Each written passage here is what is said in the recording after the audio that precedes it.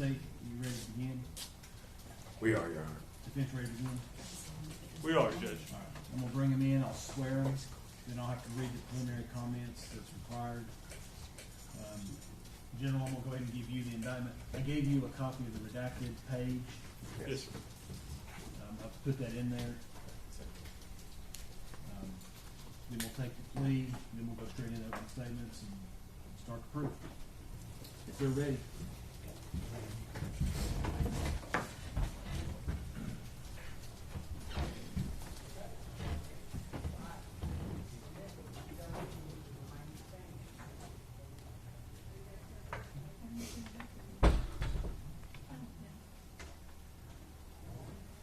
For one stand, please.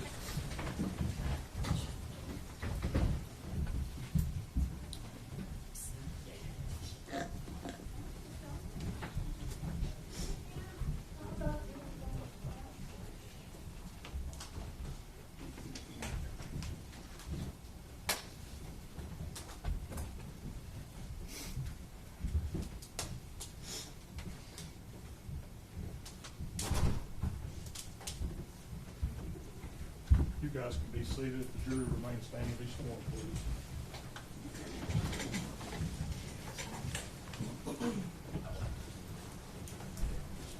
Gary, I want to use that chair back there. Okay. It's yours, and you can just sit in the roller chair down here on the flat.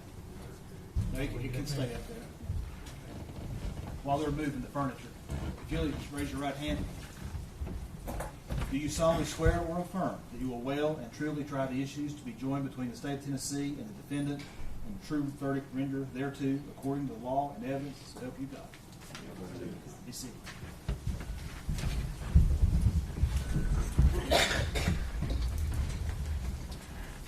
Can everybody hear me? Can y'all hear me okay? Yes. All right. Before we begin the trial, I would like to tell you a little bit about what will happen during the course of the proceedings. I want to describe basically how the trial will be conducted and what the attorneys, jurors, and judge will be doing over the course of the trial. At the end of the trial, I will give you more detailed instructions on how you are to go about reaching your decision, but now I simply want to explain how the trial will proceed. The defendant has been charged by the state of Tennessee with a violation of state law.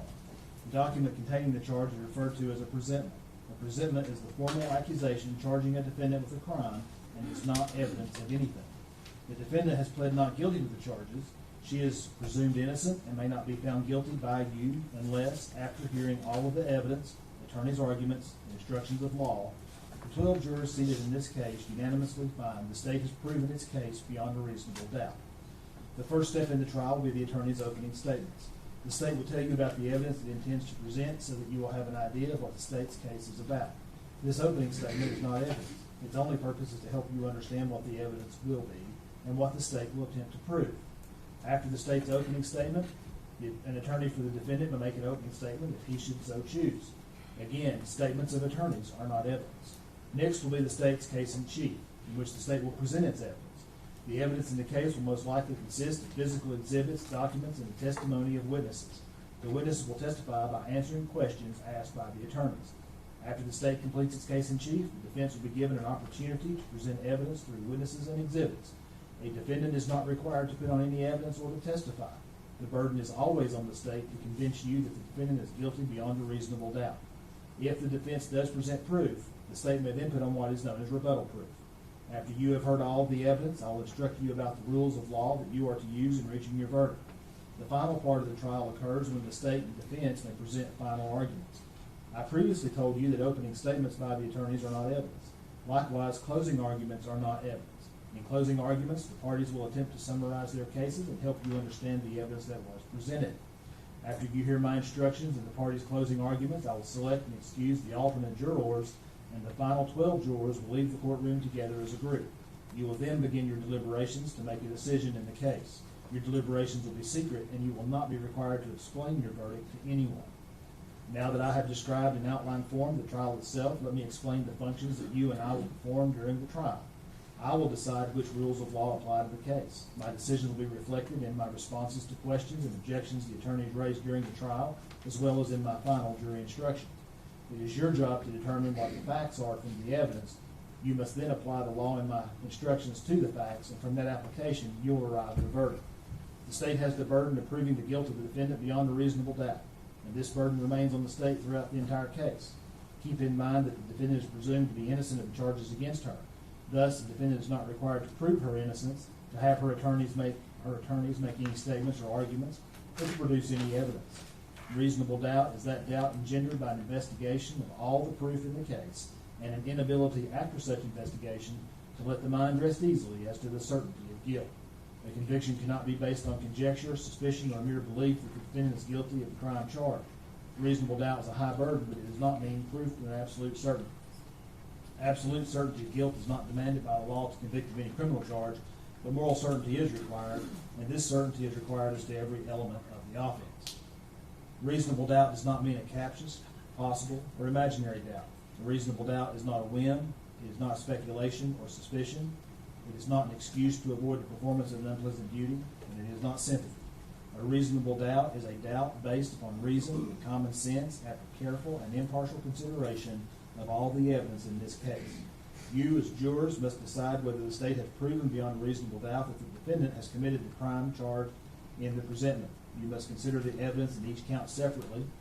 You must base that decision only on the evidence in the case and my instructions about the law. An important part of your job will be making judgments about the testimony of the witnesses who testify. You should decide whether you believe what each person says and the importance of his or her testimony. In making that decision, I suggest you ask yourself a few questions. Did the person impress you as honest? Did he or she have any particular reason not to tell the truth? Did he or she have a personal interest in the outcome of the case? Did the witness seem to have a memory of the events he or she testified about? Did the witness have the opportunity and ability to observe accurately the things he or she testified about? Did he or she appear to understand the questions clearly and answer them directly? Did a witness's testimony differ from the testimony of other witnesses? These are a few of the considerations that will help you determine the accuracy of each witness's testimony. In making up your mind and reaching a verdict, do not base any decisions on the fact that there were more witnesses on one side than on the other. Likewise, do not reach a conclusion on a particular point just because more witnesses testified for one side on that point. Your job is to think about the testimony of each witness you heard and decide the facts. Some of you have probably heard the term circumstantial evidence and direct evidence. These are the two basic types of evidence that exist in law. Direct evidence is direct proof of a fact, such as the testimony of an eyewitness. Circumstantial evidence is proof of facts from which you may infer or conclude that other facts exist. I will give you further instructions on these as well as other matters at the end of the case. Keep in mind that you may consider both kinds of evidence which are considered to be of equal value in the law. The court will not provide you with a transcript of the testimony at the end of the trial. Therefore, you must listen very carefully to the testimony. Each of you will be allowed to take notes during the trial for your own use during your deliberations. You are not required to take notes. Independent memory can be as accurate as written notes. You will be provided with paper and pen if you decide to take notes. During the course of the trial, you should not talk with any witness, defendant, or attorney involved in this case. Please do not talk with them about any subject whatsoever. You may see them in the hallway or at some other location. If you do, perhaps the best standing rule is not to say anything. You also should not discuss this case among yourselves until I instruct you on the law and you start deliberating at the end of the case.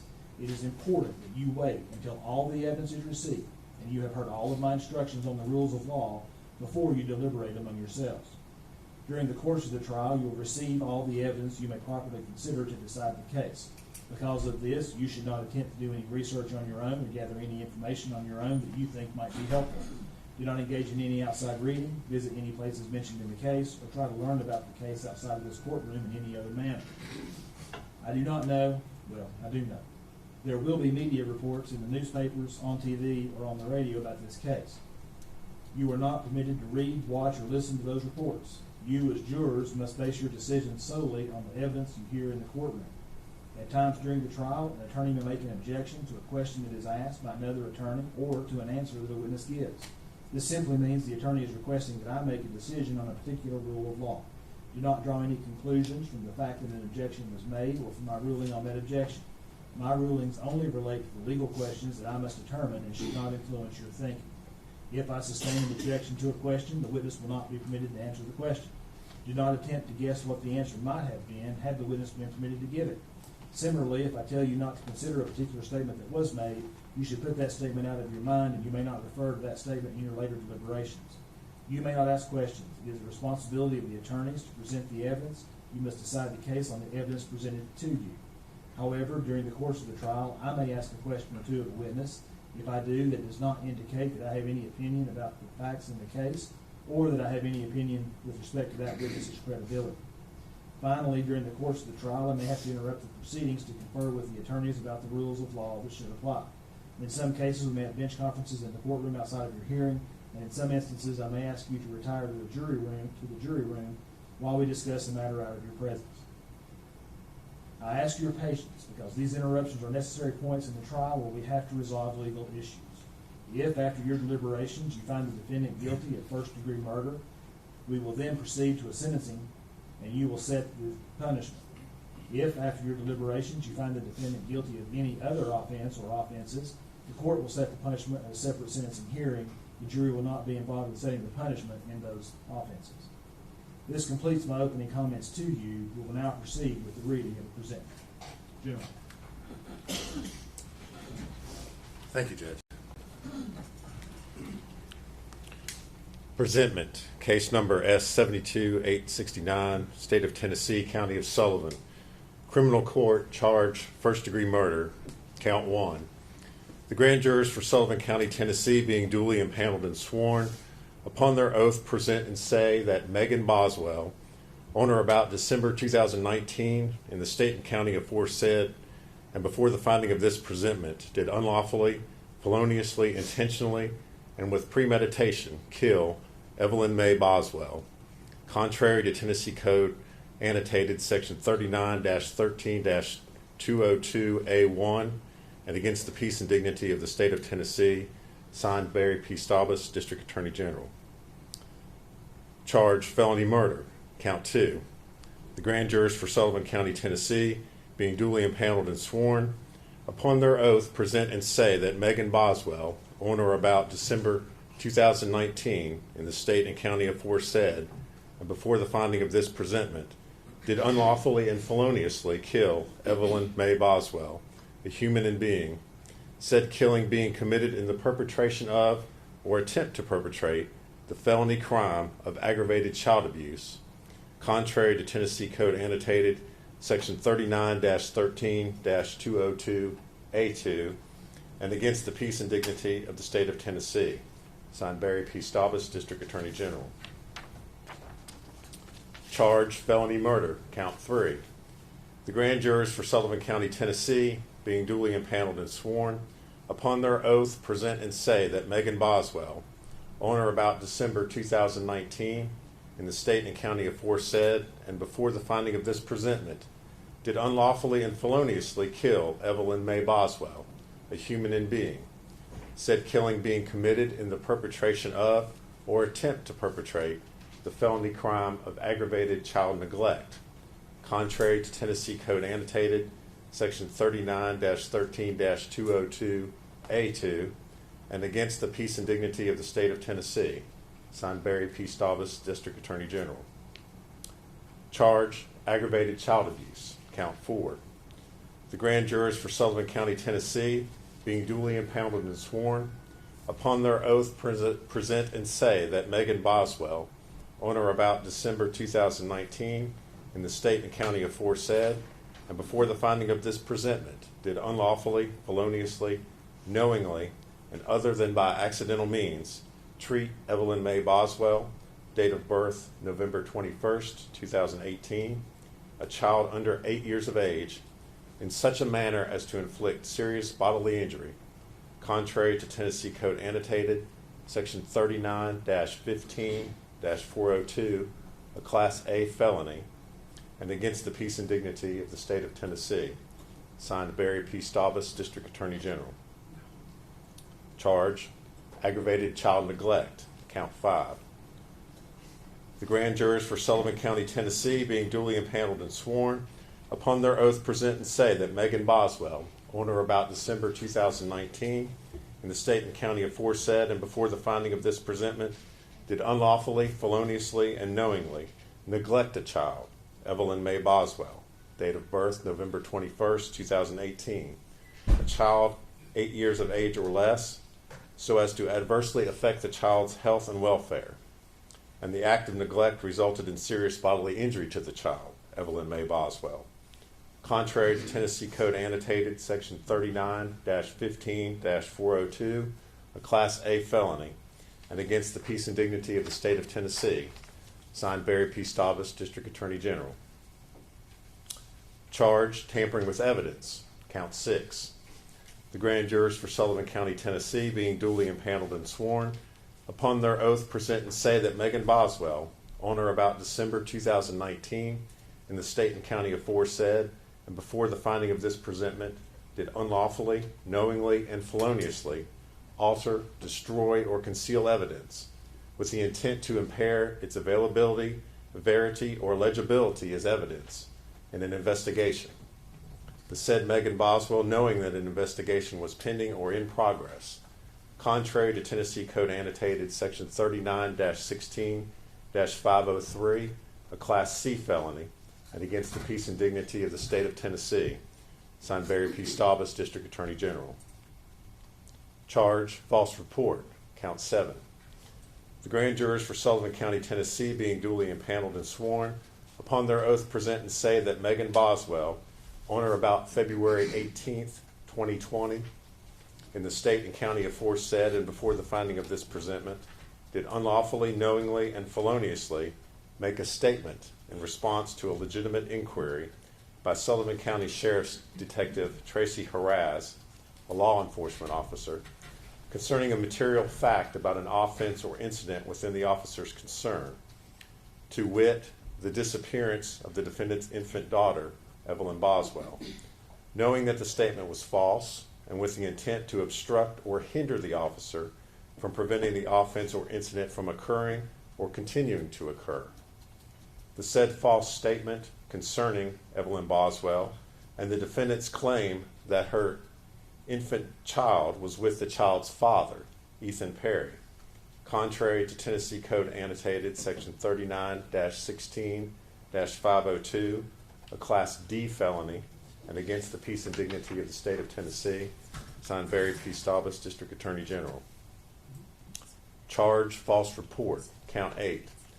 The grand jurors for Sullivan County, Tennessee, being duly impaneled and sworn, upon their oath present and say that Megan Boswell, on or about February 18th, 2020, in the state and county aforesaid and before the finding of this presentment, did unlawfully, knowingly, and feloniously make a statement in response to a legitimate inquiry by Sullivan County Sheriff's Detectives Michelle Gillum and Tracy Haraz, law enforcement officers, concerning a material fact about an offense or incident within the officer's concern, to wit, the disappearance of the defendant's infant daughter, Evelyn Boswell, knowing that the statement was false and with the intent to obstruct or hinder the officer from preventing the offense or incident from occurring or continuing to occur.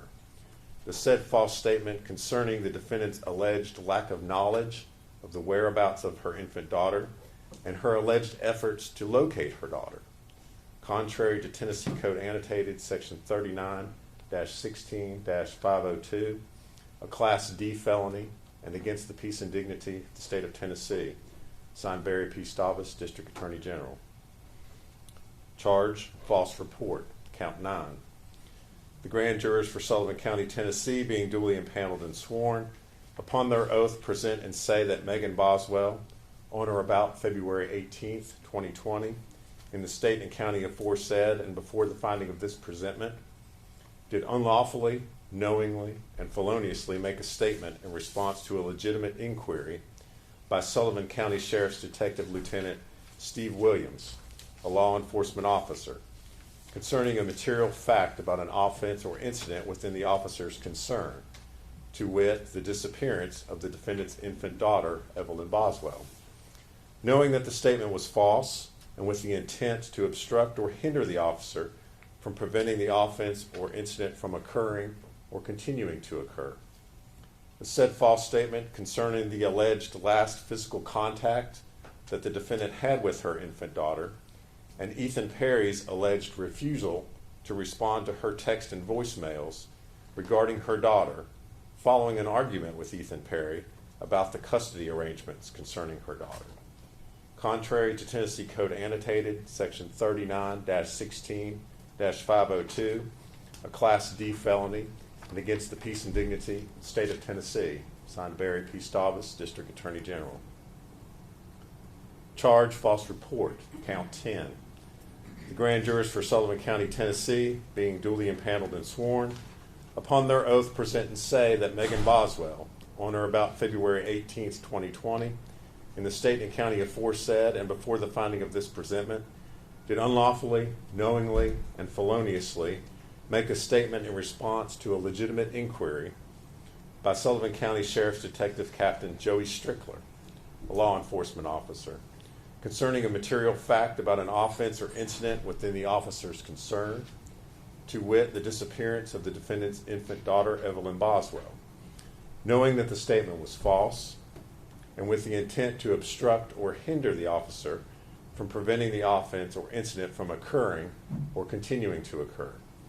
The said false statement concerning the defendant's alleged last physical contact with her infant daughter and the defendant's alleged lack of knowledge of the whereabouts of her infant daughter, even though she had concerns that her daughter was possibly injured, contrary to Tennessee Code Annotated, Section 39-16-502, a Class D felony, and against the peace and dignity of the state of Tennessee, signed Barry P. Stavas, District Attorney General. Charge, false report, count 11. The grand jurors for Sullivan County, Tennessee, being duly impaneled and sworn, upon their oath, present and say that Megan Boswell, on or about February 19, 2020, in the state and county aforesaid and before the finding of this presentment, did unlawfully, knowingly, and feloniously make a statement in response to a legitimate inquiry by Federal Bureau of Investigation agents Jeff Blanton and Todd Wilcox, law enforcement officers, concerning a material fact about an offense or incident within the officer's concern, to wit, the disappearance of the defendant's infant daughter, Evelyn Boswell, knowing that the statement was false and with the intent to obstruct or hinder the officer from preventing the offense or incident from occurring or continuing to occur. The said false statement concerning the alleged time frame of when the defendant gave her infant daughter to Ethan Perry to keep, since she could not handle her daughter anymore, and Ethan Perry's alleged threats to take the defendant to court to address the custody of their daughter. Contrary to Tennessee Code Annotated, Section 39-16-502, a Class D felony, and against the peace and dignity of the state of Tennessee, signed Barry P. Stavas, District Attorney General. Charge, false report, count 12. The grand jurors for Sullivan County, Tennessee, being duly impaneled and sworn, upon their oath present and say that Megan Boswell, on or about February 20th, 2020, in the state and county aforesaid and before the finding of this presentment, did unlawfully, knowingly, and feloniously make a statement in response to a legitimate inquiry by Sullivan County Sheriff's Detective Captain Joey Strickler, a law enforcement officer, concerning a material fact about an offense or incident within the officer's concern, to wit, the disappearance of the defendant's infant daughter, Evelyn Boswell, knowing that the statement was false, and with the intent to obstruct or hinder the officer from preventing the offense or incident from occurring or continuing to occur. The said false statement concerning the defendant's alleged claim that she last saw her infant daughter in the custody of Ethan Perry on December 26, 2019, and that she had not contacted the police to report her missing child on the advice of Angela Boswell, the defendant's mother. Contrary to Tennessee Code Annotated, Section 39-16-502, a Class D felony, and against the peace and dignity of the state of Tennessee, signed Barry P. Stavas, District Attorney General. Charge, false report, count 13.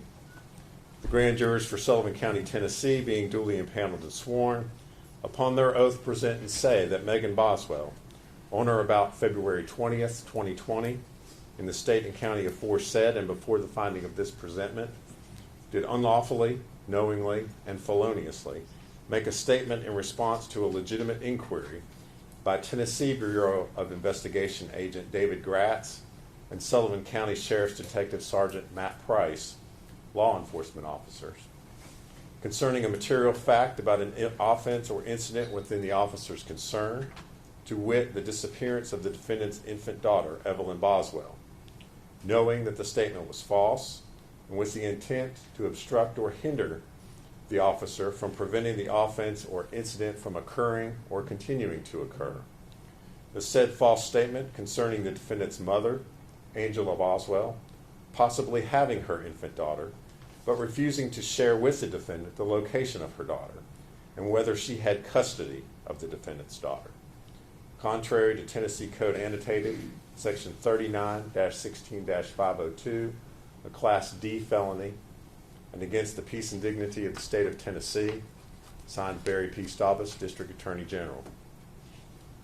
Charge, false report, count 14. The grand jurors for Sullivan County, Tennessee, being duly impaneled and sworn, upon their oath present and say that Megan Boswell, on or about February 20th, 2020, in the state and county aforesaid, and before the finding of this presentment, did unlawfully, knowingly, and feloniously make a statement in response to a legitimate inquiry by Tennessee Bureau of Investigation Agent David Gratz and Sullivan County Sheriff's Detective Sergeant Matt Price, law enforcement officers, concerning a material fact about an offense or incident within the officer's concern, to wit, the disappearance of the defendant's infant daughter, Evelyn Boswell, knowing that the statement was false and with the intent to obstruct or hinder the officer from preventing the offense or incident from occurring or continuing to occur. The said false statement concerning the defendant's mother, Angela Boswell, allegedly having taken her infant daughter in mid-December of 2019 and refusing to tell the defendant of her daughter's location, and that she allegedly did not call the police to report her infant daughter missing out of fear that her mother, Angela Boswell, would harm Evelyn Boswell. Contrary to Tennessee Code Annotated, Section 39-16-502, a Class D felony, and against the peace and dignity of the state of Tennessee, signed Barry P. Staubus, District Attorney General. Charge, false report, count 15. The grand jurors for Sullivan County, Tennessee, being duly impaneled and sworn, upon their oath present and say that Megan Boswell, on or about February 20th, 2020, in the state and county aforesaid and before the finding of this presentment, did unlawfully, knowingly, and feloniously make a statement in response to a legitimate inquiry by Tennessee Bureau of Investigation Agent David Gratz and Sullivan County Sheriff's Detective Sergeant Matt Price, law enforcement officers, concerning a material fact about an offense or incident within the officer's concern, to wit, the disappearance of the defendant's infant daughter, Evelyn Boswell, knowing that the statement was false and with the intent to obstruct or hinder the officer from preventing the offense or incident from occurring or continuing to occur. The said false statement concerning the defendant's mother, Angela Boswell, having allegedly taken her infant daughter because Angela Boswell believed that the defendant owed her money, and that the defendant's mother, Angela Boswell, had allegedly told her that Evelyn Boswell would not be returned to the defendant until the money was paid.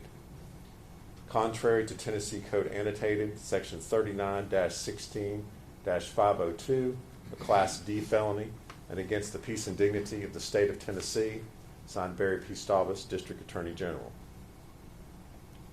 Charge, false report, count 16. The grand jurors for Sullivan County, Tennessee, being duly impaneled and sworn, upon their oath present and say that Megan Boswell, on or about February 21st, 2020, in the state and county aforesaid and before the finding of this presentment, did unlawfully, knowingly, and feloniously make a statement in response to a legitimate inquiry by Tennessee Bureau of Investigation Agent David Gratz and Sullivan County Sheriff's Detective Sergeant Matt Price, law enforcement officers, concerning a material fact about an offense or incident within the officer's concern, to wit, the disappearance of the defendant's infant daughter, Evelyn Boswell, knowing that the statement was false and with the intent to obstruct or hinder the officer from preventing the offense or incident from occurring or continuing to occur. The said false statement concerning her mother, Angela Boswell, allegedly having Evelyn Boswell at an unknown location, and that despite the efforts of the defendant to find her infant daughter, she allegedly did not know the whereabouts of her infant daughter and did not have any additional information to provide to law enforcement in their attempts to find the missing child. Contrary to Tennessee Code Annotated, Section 39-16-502, a Class D felony, and against the peace and dignity of the state of Tennessee, signed Barry P. Staubus, District Attorney General. Charge, false report, count 17. The grand jurors for Sullivan County, Tennessee, being duly impaneled and sworn, upon their oath present and say that Megan Boswell, on or about February 23, 2020, in the state and county aforesaid, and before the finding of this presentment, did unlawfully, knowingly, and feloniously make a statement in response to a legitimate inquiry by Tennessee Bureau of Investigation Assistant Agent in Charge, Chris Wilhoit, a law enforcement officer, concerning a material fact about an offense or incident within the officer's concern, to wit, the disappearance of the defendant's infant daughter, Evelyn Boswell. Knowing that the statement was false, and with the intent to obstruct or hinder the officer from preventing the offense or incident from occurring or continuing to occur. Concerning the defendant's mother, Angela Boswell, allegedly having given the defendant's infant daughter, Evelyn Boswell, to another person who Angela Boswell refused to name, and that her infant child was safe and would have a better life with the unknown person than with the defendant. Contrary to Tennessee Code Annotated, Section 39-16-502, a Class D felony, and against the peace and dignity of the state of Tennessee, signed Barry P. Staubus, District Attorney General. Charge, abuse of a corpse, count 19. The grand jurors for Sullivan County, Tennessee, being duly impaneled and sworn, upon their oath present and say that Megan Boswell, on or about December 2019, in the state and county aforesaid, and before the finding of this presentment, did unlawfully, knowingly, and feloniously, and without legal privilege, physically mistreat a corpse in a manner offensive to the sensibilities of an ordinary person, contrary to Tennessee Code Annotated, Section 39-17-312, a Class E felony, and against the peace and dignity of the state of Tennessee, signed Barry P. Staubus, District Attorney General. Charge, failure to report a death under suspicious, unusual, or unnatural circumstances, count 20. The grand jurors for Sullivan County, Tennessee, being duly impaneled and sworn, upon their oath present and say that Megan Boswell, on or about December 2019, in the state and county aforesaid, and before the finding of this presentment, did unlawfully, knowingly, and feloniously fail to report the death of her infant daughter, Evelyn Boswell, to the county medical examiner, local police, district attorney general, or sheriff, where the death was from violence, trauma, or in any suspicious, unusual, or unnatural manner, contrary to Tennessee Code Annotated, Section 38-7-108, a Class E felony, and against the peace and dignity of the state of Tennessee, signed Barry P. Staubus, District Attorney General. True bill was returned the 22nd day of May 2024, and it's signed Sally Sierra, foreman of the grand jury. Mr. Scott, how does Ms. Boswell plead to each count? Defendant pleads not guilty to each and every count. No, thank you, sir. Approach. General, you have opening statements? Yes, Your Honor. Go ahead.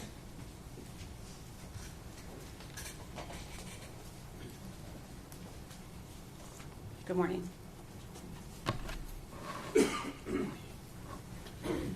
Today we're going to talk about Evelyn Boswell for a few minutes. In 2019, Evelyn Boswell was a bright, growing little girl, full of life, healthy, learning to walk, learning to talk, doing all the things that a 12-month-old child would do. Which means today, 5 years later, Evelyn Boswell would be 6 years old. She would be possibly in kindergarten, learning to read, maybe taking her first ballet class or her first soccer game, learning to tie her shoes, all of the things that we think of that are firsts for 6-year-old children. But based upon the last 2 days of our jury selection, we all know that Evelyn Boswell is not going to do any of those things. We all know that all of that was taken away from her in December of 2019 by the defendant, Megan Boswell. And her life wasn't just cut short. It's not just a tragedy. Her life was violently ripped away from her. And we can all agree that it's a shock. It's a tragedy when a child dies. It's upsetting. It upsets all of us. You'll hear phrases like "gone too soon," "what a tragedy." A child has such a life ahead of them. And a lot of times it is a tragedy. And in this case, it's a tragedy too. But in this case, it was a preventable tragedy. There's so much more to this story that you are going to hear. Because Evelyn did not have to die. Evelyn could be here today. And so today, 5 years later, we are asking you to give justice to Evelyn Boswell. During this trial, you will learn that the one person, Evelyn's mother, Megan Boswell, who was entrusted more than anyone else to take care of her, to keep her safe, to protect her, that she failed her in the worst possible way.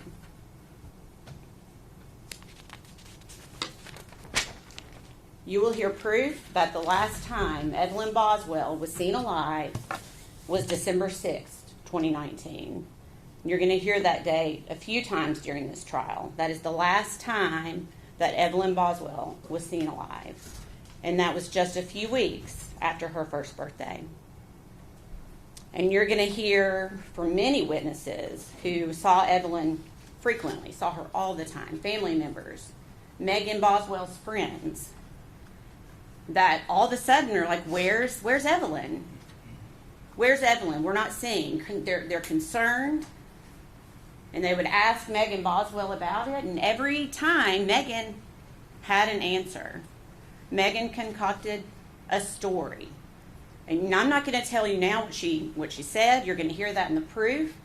But she told all kinds of different stories, depending on the person that she was talking to. And you will hear from those witnesses today. But you will hear, or this week, but you will hear there was concern. But they knew Megan. They thought they knew Megan, I should say.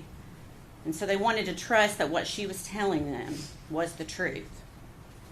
But it was not the truth. So after December, what happens next? We have Christmas, New Year's. Where's Evelyn? There is no Evelyn. You will not see any proof that Evelyn was seen at Christmas, New Year's. Then we jump to January. The entire month of January 2020, 31 days. Where's Evelyn? There's no Evelyn. People are really starting to get concerned, and Megan Boswell continues to concoct stories of where Evelyn is to try to help people make sense so she can keep this going. The entire month of February 2020. Where's Evelyn? Again, at this point, family is really starting to get concerned that they have not seen Evelyn. And they're asking questions. Months pass. We're not talking about weeks. We are talking about over 2.5 months that Evelyn Boswell is missing.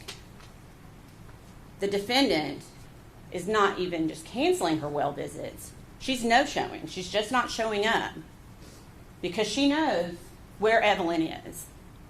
But again, even to the pediatrician's office, she has to concoct a story about forgetting the appointment maybe, or I got my days mixed up. Always a story. Always a story.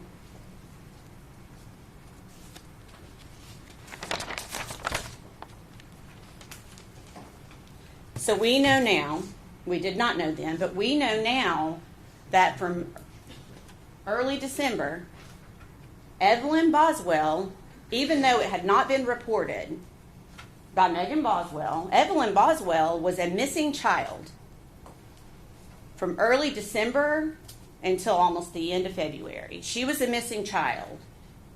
And the only person who knew that, the person who was entrusted to take care of her the most, is the only person who knew that Evelyn was actually missing. And she just left it unreported. Over 2 months later, finally, Megan Boswell's dad, Tommy Boswell, finally essentially puts an ultimatum down on his daughter and says, I'm tired of the stories. If you don't show me my grandchild by the next day, I'm essentially calling the police. Well, Megan knew she could not do that, and she did not do that. And Tommy Boswell finally was the one to report Evelyn missing on February 18th of 2020. Finally, law enforcement gets involved, the Tennessee Bureau of Investigation gets involved, the FBI gets involved, all hands on deck to find this missing child. She's finally reported missing. But it's important to note that it was not Megan Boswell that reported her child missing. Megan Boswell never reported her child missing. So you're going to hear from December of 2019 until February of 2020, when it's finally reported, that the defendant's biggest believable story, that really is probably what kept the family from reporting earlier, is she was saying that Evelyn was with her father, Ethan Perry. And you'll hear a lot about Ethan Perry, and you'll get to hear from Ethan Perry yourselves. Ethan Perry is actually not Evelyn's father, but Megan led them to believe that he was the father.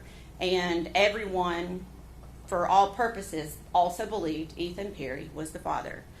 So to the family, they're like, well, that's good. He's stepping up. The father's stepping up. That's good. We're proud of him. And that is the story that Megan Boswell told mostly to her family, to her friends. You were going to hear a lot of testimony about her just telling everyone that Ethan Perry has gotten Evelyn. First, you'll hear that they're trading weeks, but doesn't make sense because people are still not seeing Evelyn.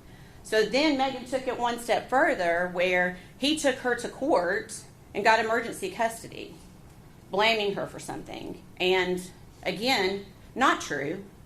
There was never court. There were no documents. Juvenile court was never involved. It was just another story that Megan Boswell was telling because she knew where Evelyn was, and she had to keep perpetuating this lie. Interestingly enough, she didn't think it through completely because Ethan Perry at the time was in the Army in Louisiana. He lived in barracks, and I think we all understand and know that in the barracks there's not going to be a toddler running around. But Megan Boswell, in perpetuating that story, she didn't care. She got the entire Army involved in this to go investigate this poor guy who was trying to serve our country in Louisiana. Pulling him out of his duty, I can't imagine the chaos that caused, all because Megan Boswell wanted to perpetuate this lie. And Ethan Perry didn't even see Evelyn in December. You will hear that he came in to visit his grandparents on leave. He never saw Evelyn Boswell over Christmas or over December. And we all know why now. But at the time, Megan again tells the story, Evelyn has the flu, she can't come. And you will hear the testimony that no one, not Ethan Perry or anyone else, saw Evelyn Boswell in December. The hard part. from early December of 2019 until later when her body was found, Evelyn was always in the same place. And Megan Boswell knew that. Megan Boswell knew that because she is the one that put Evelyn there. She placed Evelyn's body in a kitchen trash can, her own trash can from her home, from the trailer that she shared with Evelyn. And she hid that trash can in her own childhood playhouse on her father's property, a playhouse that you will see no one has been in for a very long time, and that it was Megan's. It was personal to Megan, not to anyone else. And you're going to hear that Evelyn was put into the trash can upside down is the best way to describe it, head down, in a bag of trash, filled with food debris, broken eggs, her body just placed in there by the defendant. You will see that there was a blanket tightly wrapped around Evelyn's body, pulled up over her face, and quite a bit of aluminum foil then wrapped around her head.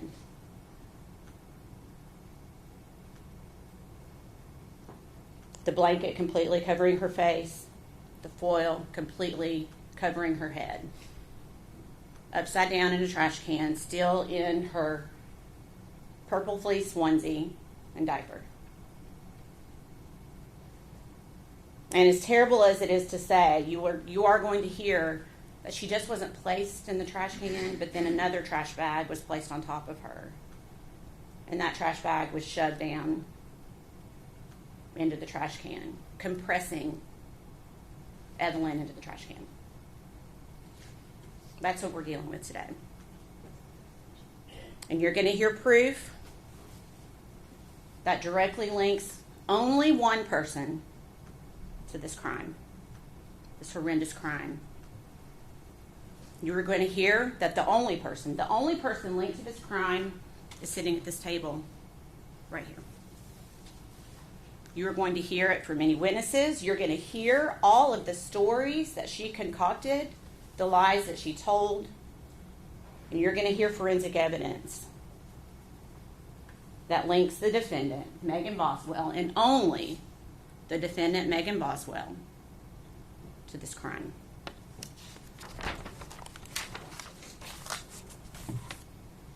One step further.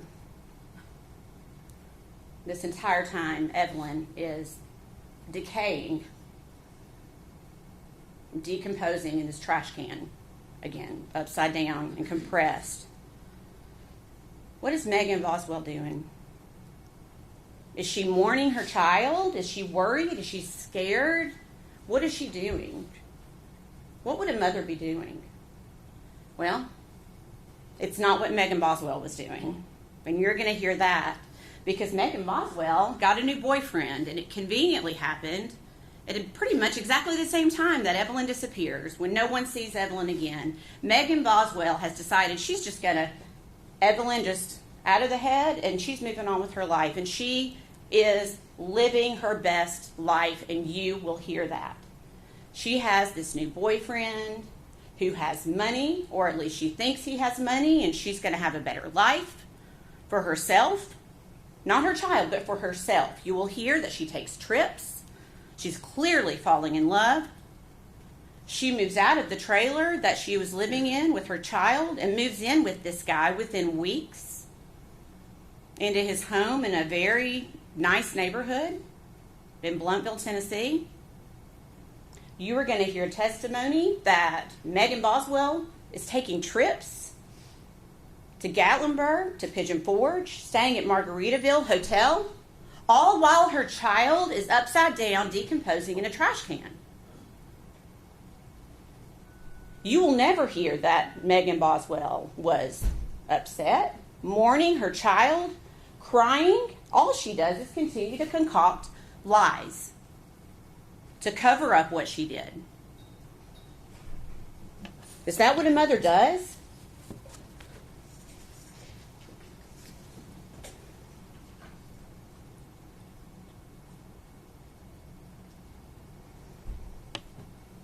So you will hear that when Tommy Boswell reports, it's essentially all hands on deck with law enforcement. Immediately, law enforcement goes into action, and you are going to hear so much proof about how much effort went into finding this baby, how much time and hours worked by every law enforcement agency in North Carolina, East Tennessee, Middle Tennessee. Everyone putting their efforts into trying to find this little girl and hoping, just hoping, to find her alive. So then Megan Boswell then, of course, comes clean, right?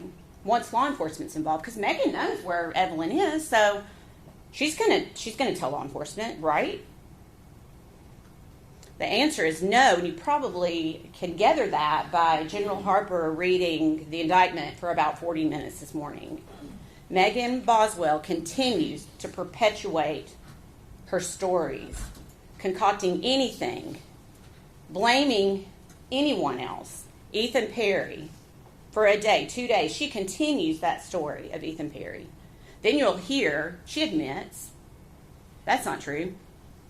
So then she tries to blame her mom, her own mom. She decides to try to blame to try to get out of this because she knows this snowball is rolling down this hill and she's trying to stop it the best she can. Why is she doing that?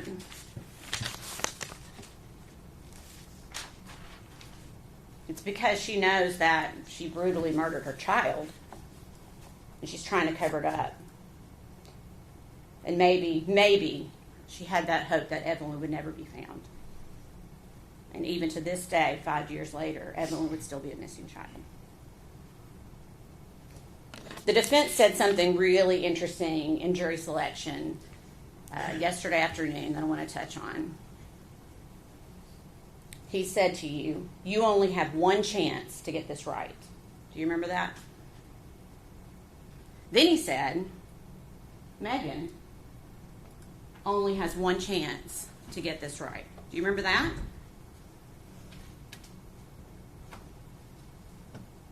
I submit to you, Megan Boswell has already had her chance. She was gifted with a beautiful child, a healthy, vibrant little girl. Evelyn was perfect. Megan Boswell already had her chance. So today is Evelyn's chance. Today is our chance to get it right, not Megan's. Today's our chance to get it right for Evelyn. I know this is not easy for any of you. Thank you for serving. I promise you that this is not easy for any of us. It is not easy for any of us. But it's so important for us to be here today. You know you're going to see pictures that you don't want to see. You know you're going to hear things that you don't want to hear. But that's how we tell Evelyn's story. What she endured before her death, during her death, and even after her death.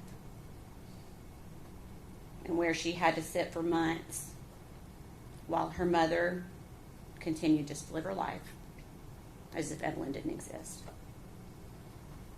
Ladies and gentlemen, at the close of this proof, we believe you will be left with no doubt at all, that the defendant, Megan Boswell, is guilty as charged in every count of the indictment. Thank you. Thank you, Joe. Mr. Scott.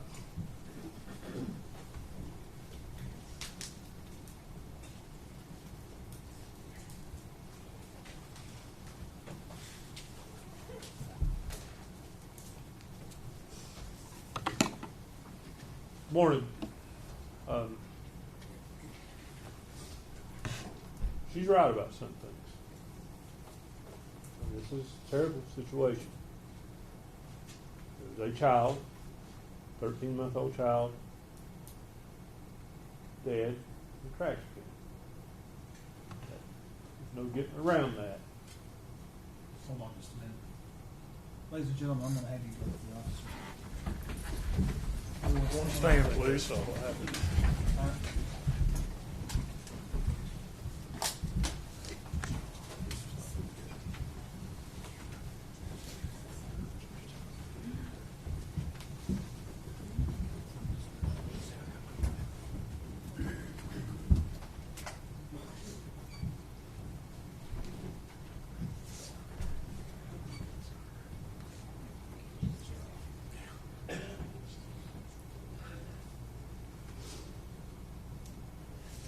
You may be seated, thank you. Who are you with? Kingsport Times News. All right. Are you the designated still photographer? Yes, sir. If that flash goes off again, you'll have 10 days in jail. I'm sorry. The order's very clear. Yes, Your There'll Honor. be no lights, there'll be no flash. That's disruptive to the jury, that's disruptive to the lawyers, that's disruptive to this process, and I'm not even kidding. If I see another light, whoever it comes from will immediately be held in criminal contempt of this court and taken to a jail for 10 days. Yes, Your Honor, I'm sorry. I have it on not flash on my settings. Well, I it need- went off because it was right in my face.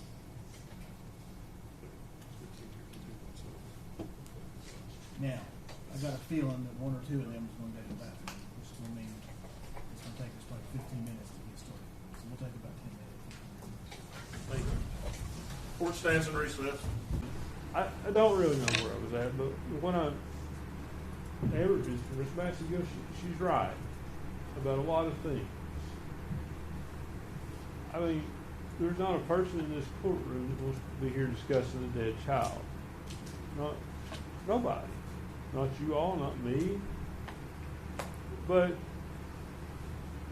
the state asks you to convict Megan Boswell of first-degree murder. It's very interesting what they've done. They've asked you to convict Megan Boswell of first-degree murder in 3 different ways. They've asked you to find that it's a premeditated and intentional killing of her child. And then they're asking you to find that it's a murder that is perpetrated as part of child abuse.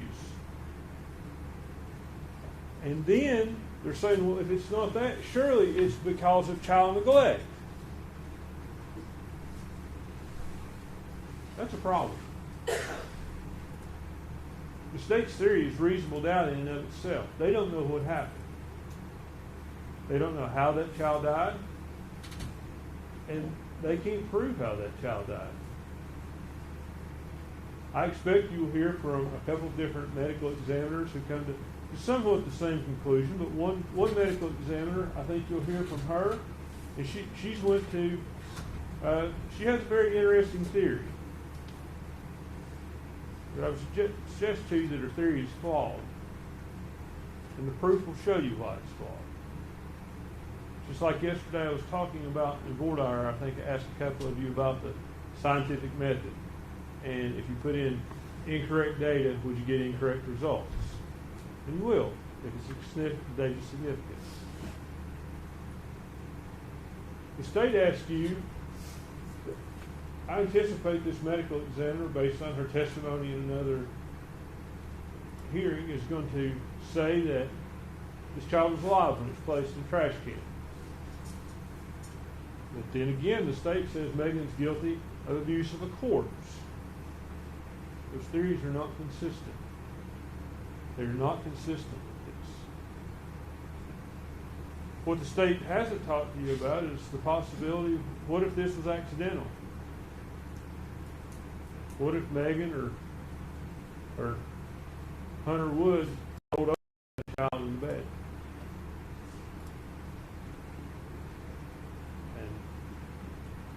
I find this unreasonable, honestly.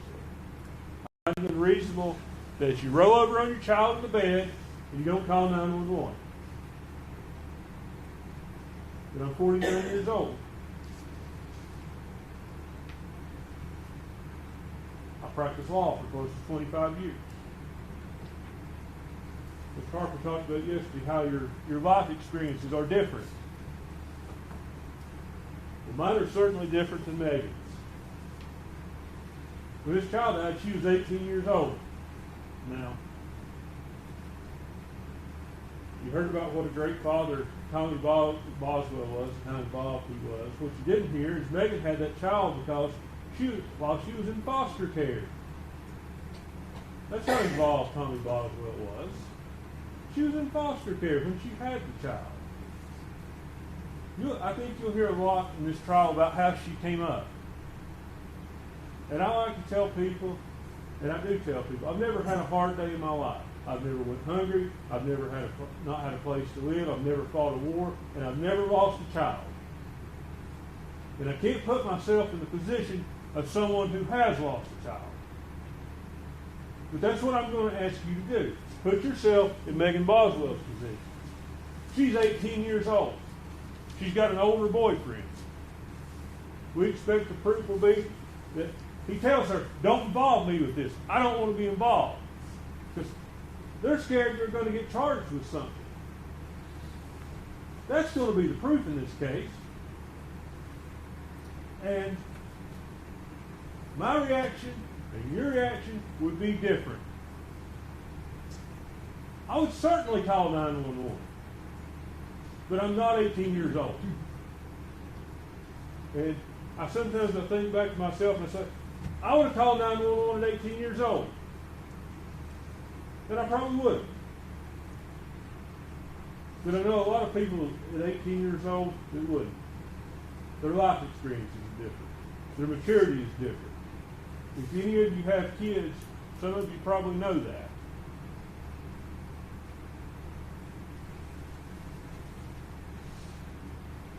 Now, I want to talk to you about the indictment itself. We entered a not guilty plea to each and every count. And we're persistent in that. But that probably seems disingenuous to some of you all about certain things. And I want to explain why. Counts 7 through 17 charge false report. And to find a false report, they have alleged that she has acted with the intent to obstruct or hinder an officer from preventing the offense or incident from occurring. Well, in the case of the death of her daughter, the death had already occurred when she gave those statements. So it's not to hinder an officer in preventing the offense now, or from continuing to occur. That's the first thing. So you have to determine, is she criminally responsible? Did she lie to the police? She absolutely lied to the police. I'm not contesting that. Some of the stuff she said, again, are an 18-year-old girl scared to death, talking to a TBI agent, talking to a police officer, and trying to explain this. She doesn't want to get in trouble. It doesn't mean she murdered her child. It doesn't mean she killed her child. What it means is that's her perception that she's going to get in trouble for this. And despite all the assertions to the contrary by the state,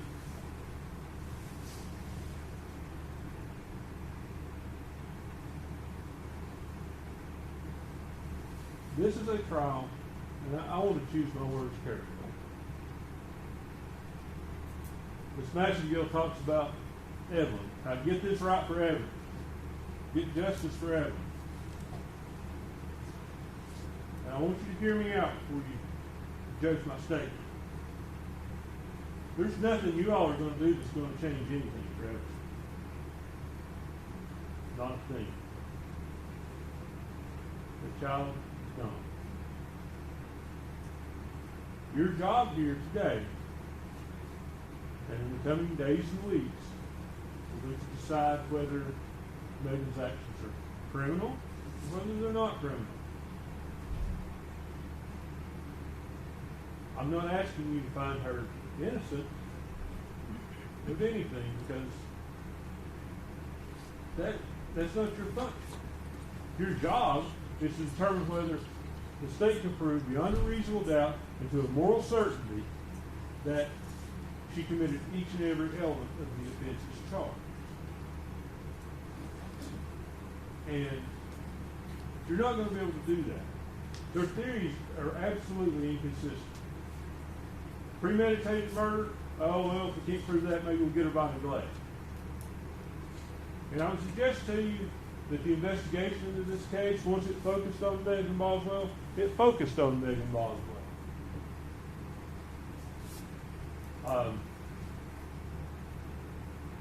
You'll see what little investigation there was into Hunter Wood, the boyfriend that they talk about.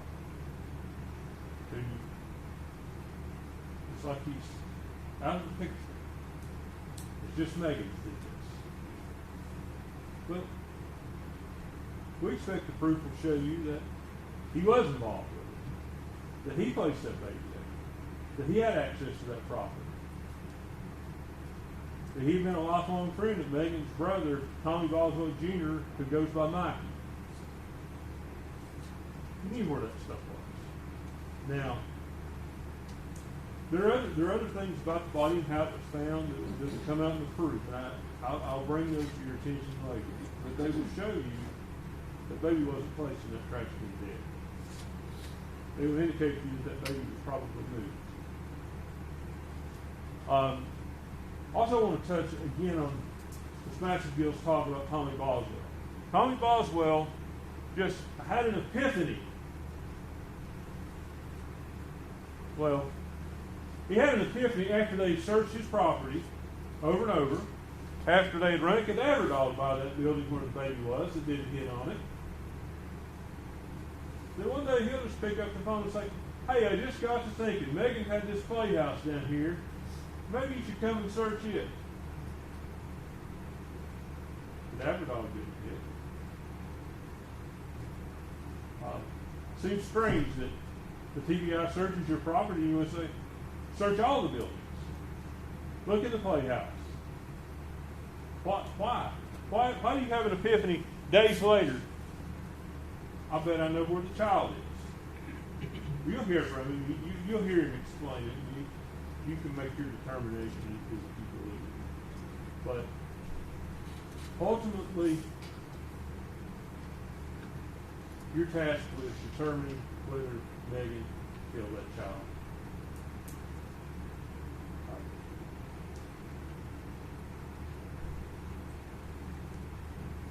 The child could have died of sudden death syndrome.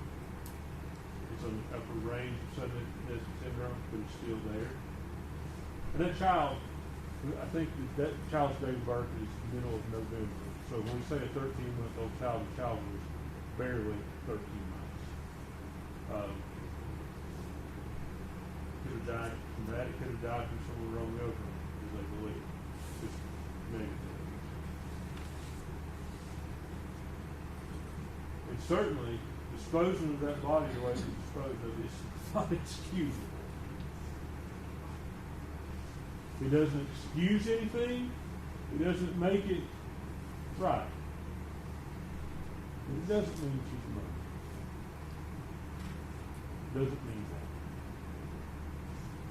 that. I want to talk to you about the last count that we pled not guilty to on abuse or failure to report a suspicious death. And as indicted,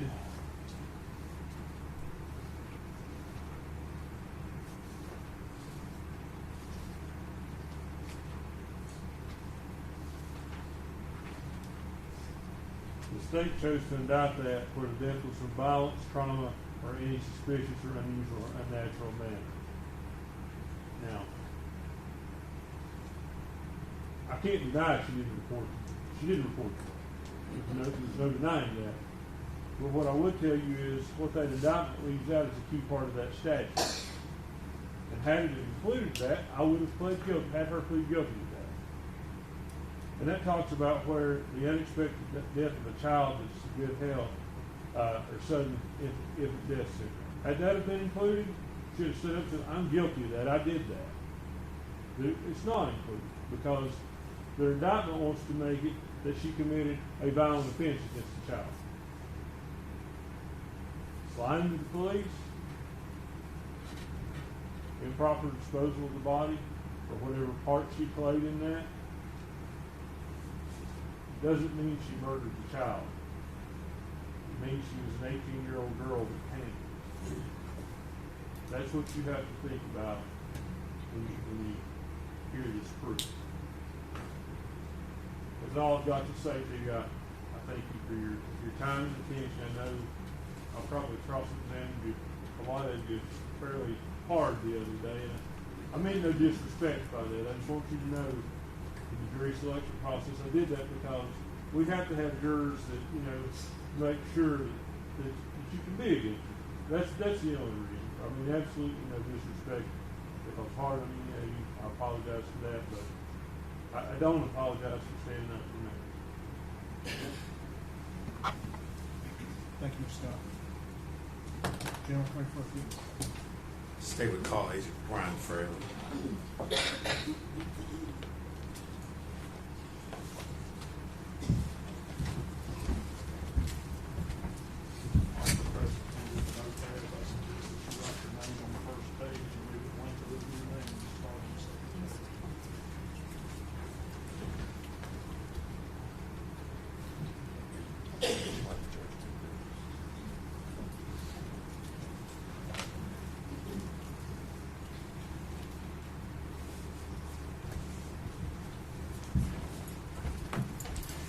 Raise your right hand, please, forward, please. State your name.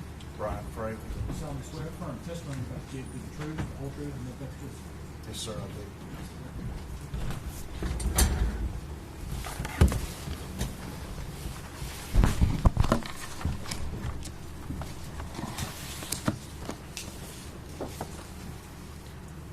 Good morning. Good morning, sir. If you would introduce yourself to the jury, please. Good morning. My name is Brian Fraley, and I'm a special agent with Tennessee Bureau of Investigation. All right. Agent Fraley, how long have you been with the Tennessee Bureau of Investigation? 19 years. All right. What is your current position or assignment there? Senior special agent out of the Johnson City office, assigned to the Criminal Investigation Division.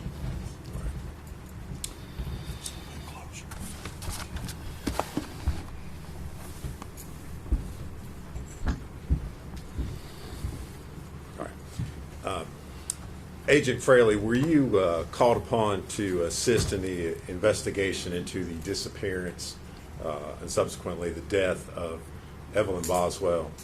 Yes, sir, I was. All right. And do you remember when that was that you were called out to assist in that? Yes, sir. It was February 19th of 2020. Okay. And what was your role when you first got called out? Myself and other agents were called to assist Special Agent Brian Pritchard. He had been called to Sullivan County to assist Sullivan County Sheriff's Department on an Amber Alert on the 18th the previous day. Okay. And so when you were first called out, this investigation was in regards to a missing child. Is that correct? That's correct. Special Agent Pritchard had been contacted on a missing person case that involved Evelyn Boswell. Tennessee Bureau of Investigation is the only state agency that can actually issue Amber Alerts. We were informed that the initial complaint by a family member, being the grandfather of Evelyn, was Tommy Boswell through Department of Children's Services, also known as DCS, who had contacted the referral to the Sullivan County Sheriff's Department. Sullivan County Sheriff's Department got that referral, contacted us, and Special Agent Pritchard responded after going through a checklist that is required. Instead of just a regular missing person or missing child case, certain certain things have to be checked off or validated in order to issue a full-blown Amber Alert. And Agent Fraley, I know you work for the TBI. Were there other law enforcement agencies that were involved in this investigation? Yes, sir. Once it went to a full Amber Alert, which is probably our highest priority at TBI, the FBI was called. Obviously, Sullivan County Sheriff's Department investigators were already involved along with Agent Pritchard. But once we were involved, we have a specific team just for Amber Alert cases out of Nashville that also involve other agents and intelligence analysts. The FBI has a specialized team of trained agents called a CART team, and that's a child abduction response team. And these agents are experts in child abduction, Amber Alert type cases. So within hours of the Amber Alert being issued and certified, there was approximately 40 to 50 FBI, TBI, Sullivan County investigators and intelligence analysts assigned to this case. So a number of agents across a number of agencies, all out there, essentially, at least initially, looking for a missing child. Is that a Yes, fair sir. statement? That's Okay. correct. All right. And so over the first couple days of your investigation, did you participate in or were you aware of interviews that were done with the defendant, Megan Boswell? Yes, sir. Megan Boswell provided statements to a numerous amount of investigators early on, including me. All right. And would it be a fair statement to say that she gave you multiple different versions about what had happened and where her child might be located? Yes, sir. Repeated stories that we tracked down that turned out to be lies. Were Objection, Your Honor. That's speculation. This is the word lies sustained. may I continue? Yes. Just different statements that that she had provided that turned out to be leads that we tracked down over the course of several days and several weeks. All right. And I guess let me ask you this way, Agent Fraley. Okay, I'm sorry. Were you all ever able to locate Evelyn Boswell? Yes, sir, we were. All right. And was that as a result of information? Well, I guess go ahead and tell me how it was that you were able to. So on March 6th, which this is fast forwarding 17 days since I was brought in with other investigators, 18 days since the initial report on February 18th. We'd been working around the clock, and like I said, there was 40 to 50 of us working, and a phone call was received by Tommy Boswell. Tommy Boswell had called in. And March 6th, 2020 was a Friday, and we had worked, like I said, 18 days, and we had come to a point in the investigation where we had decided we need a break. We had exhausted a lot of resources, time, and we were at a place where we didn't feel we should go on at that time. We should take a break, and it was a good pause point, if you will. So on the afternoon of March 6th, again as a Friday, the plan was the investigators to go home, reset physically and mentally. We were exhausted, and try to just get a sense of normalcy, if you will, over the weekend and come back Monday. If anything would have come up, we would have responded. But in late afternoon on the March 6th, on the Friday, Tommy Boswell called in. So we agreed, the four of us, myself, Special Agent Gratz, who's also another TBI agent, investigator Tracy Raz, who is a Sullivan County detective at the time, and investigator Michelle Gillum, who was an investigator at the time. We'd been working together for those weeks. We decided, let me back up. Mr. Boswell reported that he wasn't sure if there was a storage. Objection is what Mr. Boswell says. Well, Judge, I'm not offering further.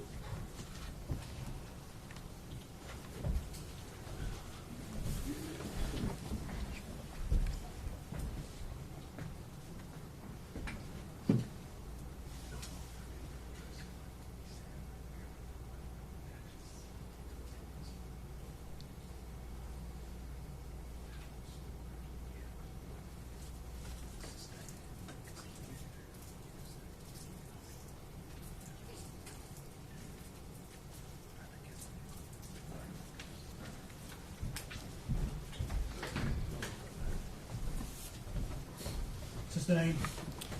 Agent Fraley, as a result of the call that you got, and let's step back a little bit, Tommy Boswell is the defendant's father, is that correct?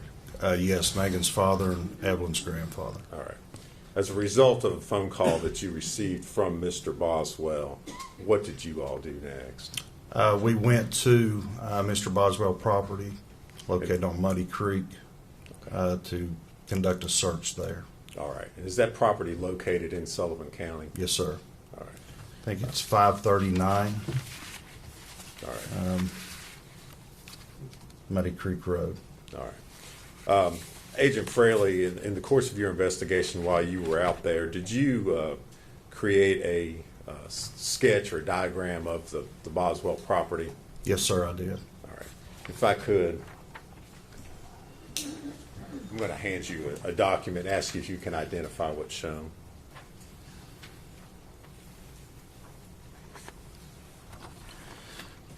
Excuse me. This is a hand-drawn document. It's a sketch of like an aerial view of the property there at Mr. Boswell's at 539 Muddy Creek Road, Bluntville, Tennessee. All right. And does that diagram accurately show the layout or the placements of various sheds, outbuildings, trailers, roadways there on the property? Yes, sir, it does.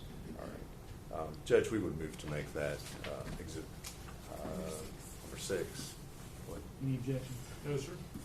Be full exhibit 6. And if we could, I'd like to publish that to the jury.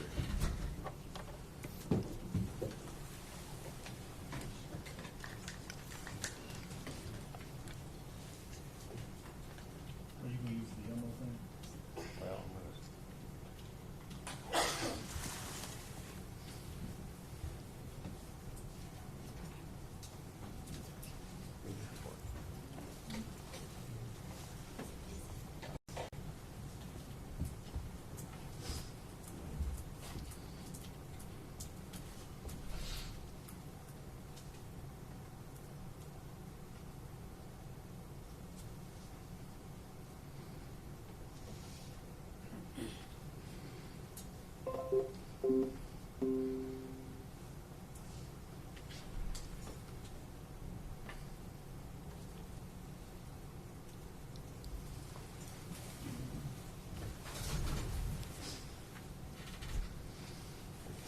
and Judge, Agent Fraley may need to step down. I don't know if he can.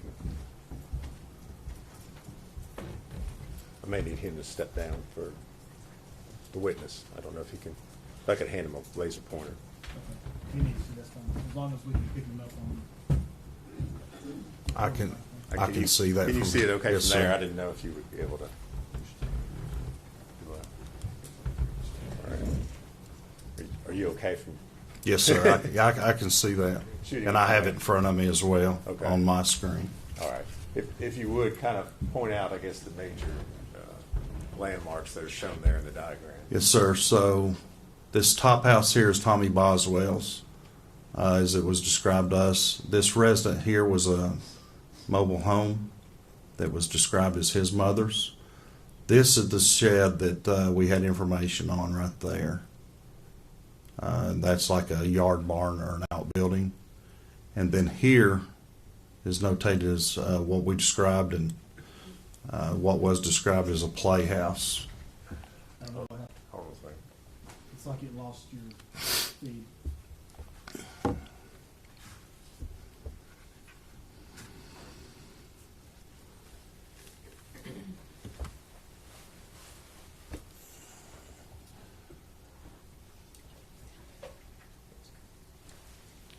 Judge, it's not connecting. You want to just? I was going to say, if you'll just hand me the.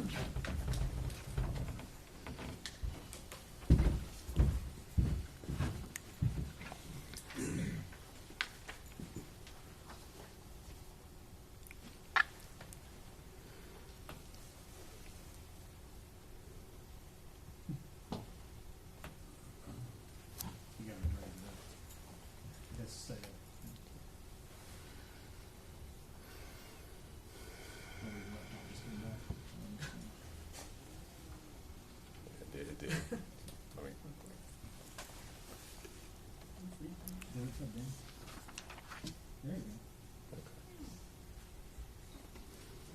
You need me to disconnect the laptop, Judge? or- It's, I can You change can. it. Okay. Zoom in and out. There you go. Continue. Yes, continue, please. All right. So yes, right here, behind that shed or yard barn, if you will, was a playhouse, and it's noted Playhouse ROE. ROE is an acronym for us for Recovery of Evidence, which was the body of Evelyn Boswell. Up in the right-hand corner is my notes are like a key to this, which indicates the date, our case number, the location, and my signature with the date, notating that I was the one that drew this sketch.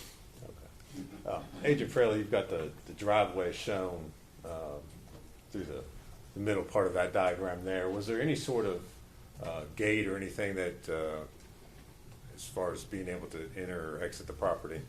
I recall, I think there was a gate at the bottom from Muddy Creek Road to the driveway. All right. Okay.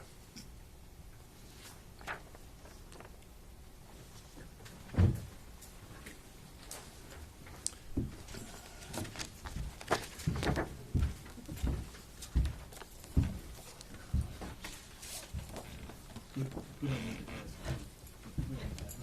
We don't need that.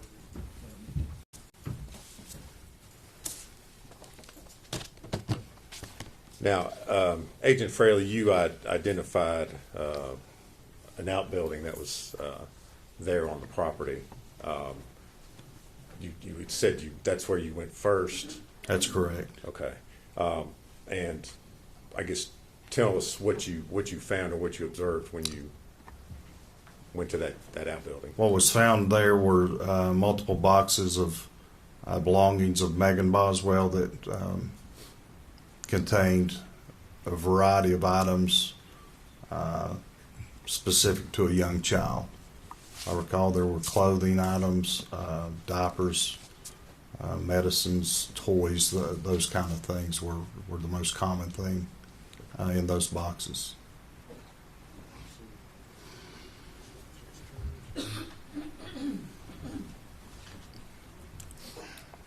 Agent Fraley, I'm going to show you 3 photographs and ask you if you can identify what's shown in those.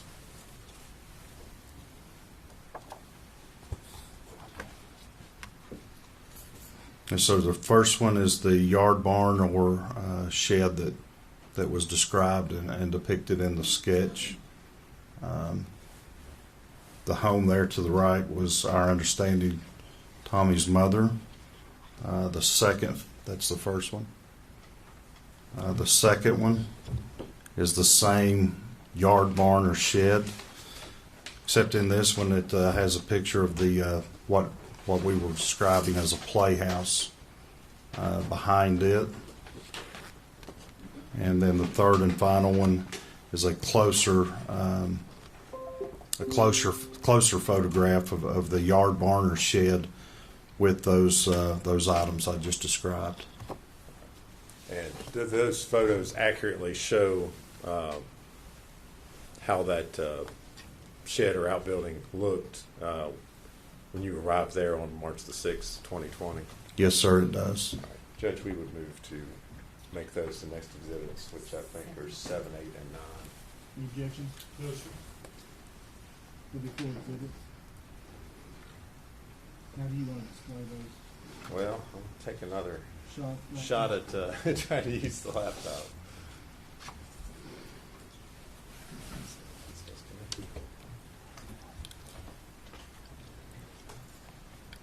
General, which order did you want these pictures marked? Whatever. I want them the way he described them. First one, the yard barn with the home. Second one, the yard barn with the playhouse behind it. Third one is the close up to the yard barn behind it.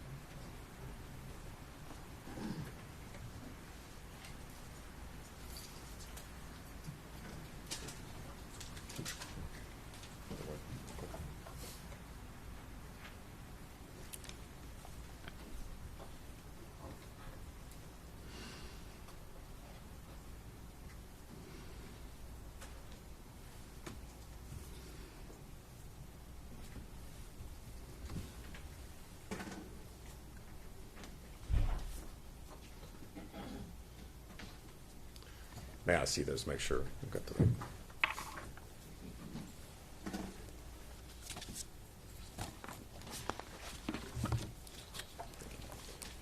All right, Agent Fraley, I've got up on the screen what's been introduced as Exhibit 7. If you would tell the jury what they're looking at. So this is the yard barn or shed that I was describing.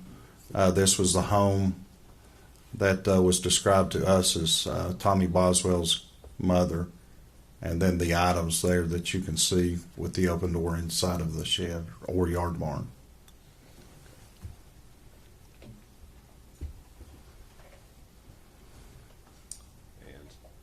Next is Exhibit 8. Yes, sir. Again, the yard barn with the door open, showing those items described. And this building here behind the yard barn is what I described and is notated on my sketch as the playhouse where Evelyn's body was recovered.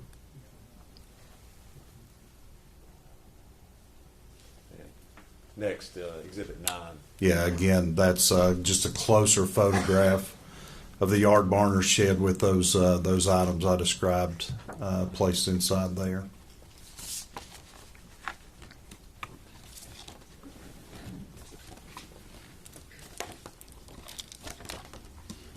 All right.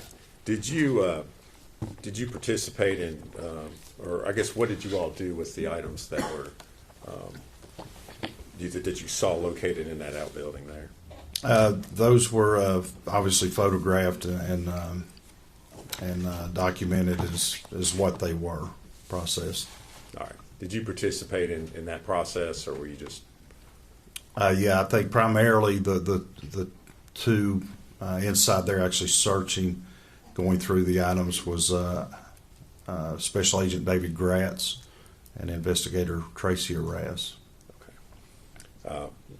Was that the end of your investigation or what you did there on the property? No, sir, it was not. Okay. What did you all do next? So we continued looking and led us to look inside the playhouse. All right. And we searched it.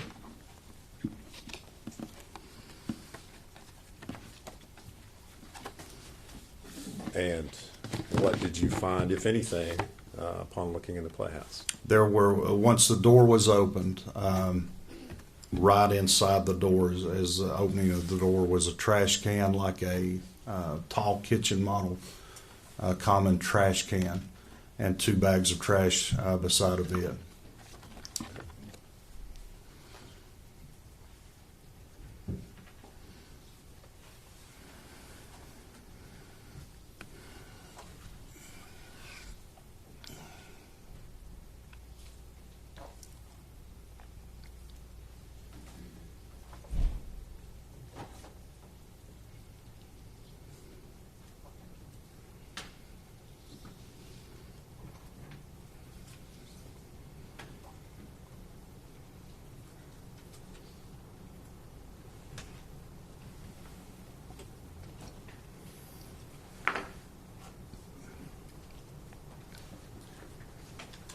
Agent Fraley, I'm going to show you a number of photographs and ask you if you can identify what's shown in those. Yes, sir. The first one I'm reviewing is a standalone picture of what I described as the playhouse that was by. Okay. The second one is a closer of the playhouse, a closer proximity with the door open. The third picture is the same thing with the door open.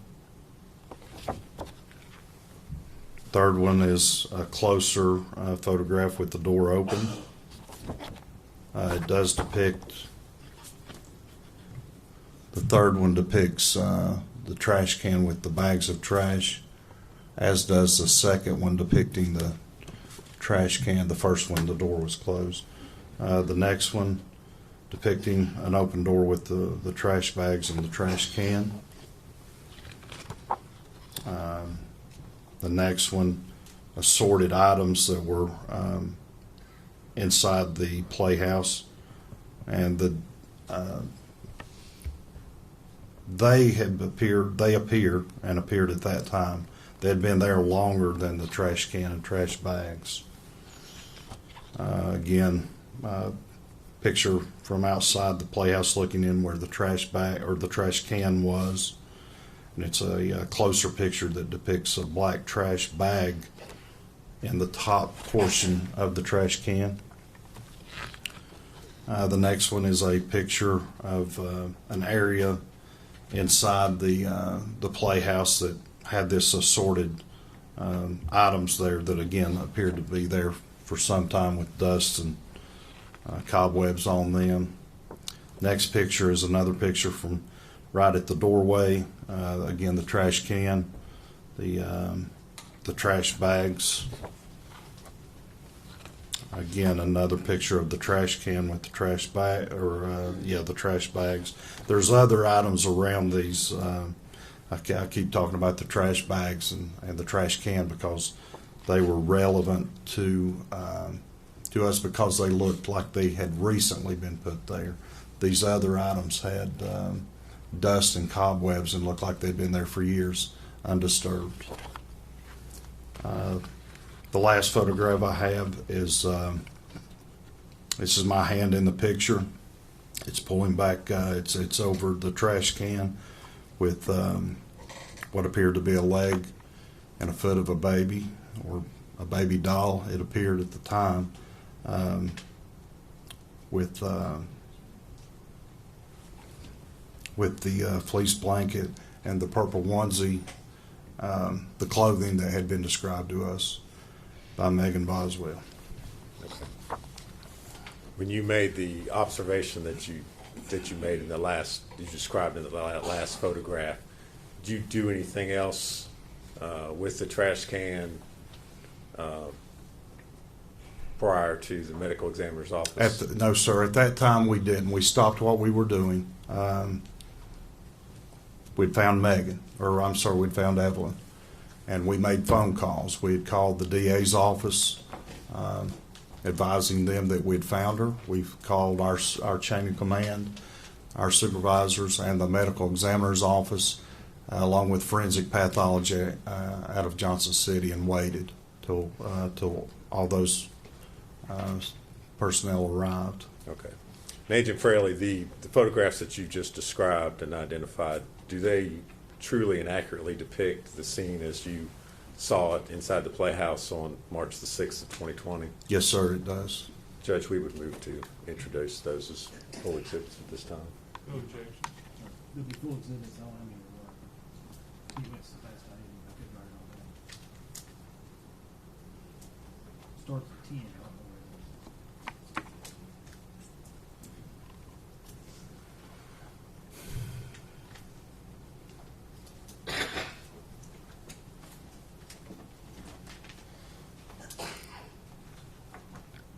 Ten through 19, Judge.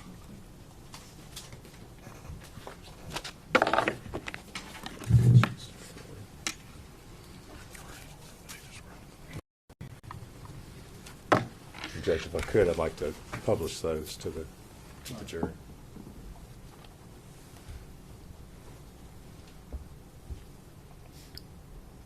All right. Agent Fraley, I'm going to start with Exhibit 10. Yes, sir. If you would describe what the jury's looking at. That's a playhouse that was located behind the yard barn. And if we're looking at it that way, the outbuilding would be where? The outbuilding yard barn shed, as described, would be to the left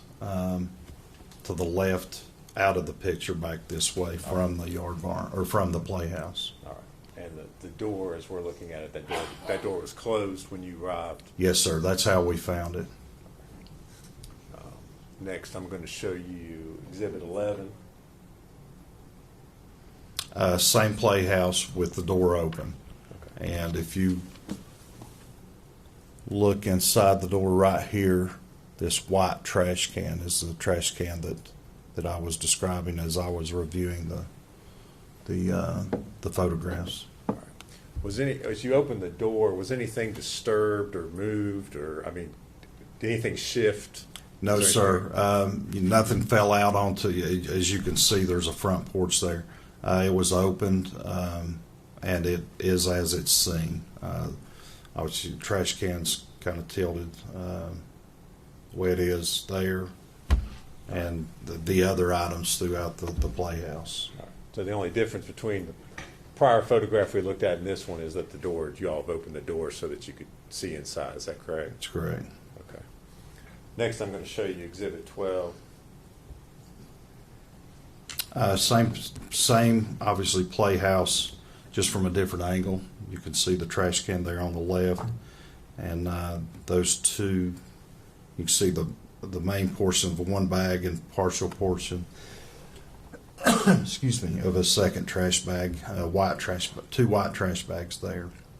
Obviously, other items, the blue tote, the brown piece of furniture, and other items there. Now we're looking at Exhibit 13. Yeah, again, there at the playhouse, just a closer angle or closer photograph Okay. right inside the door. You mentioned earlier that it looked like or appeared to you that some of the items had been there for quite a while, and that some of them did not. Yes, sir. Is there anything in that photograph that indicates that to you or that you can see? Yes, sir. So the trash can and the two bags appeared to me that they had been placed there recently.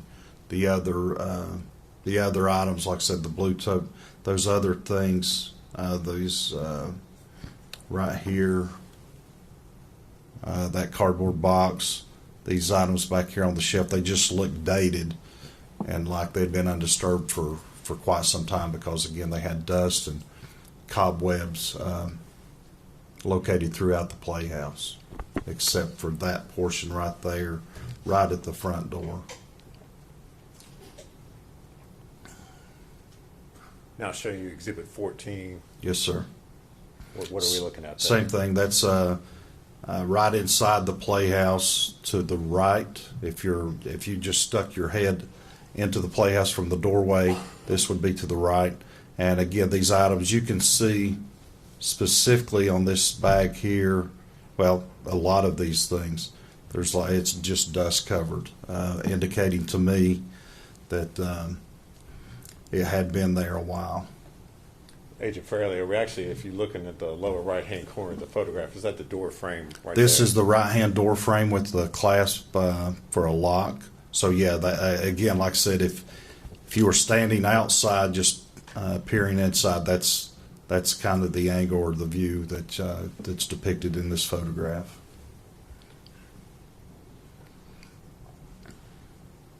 All right. Now showing you Exhibit 15.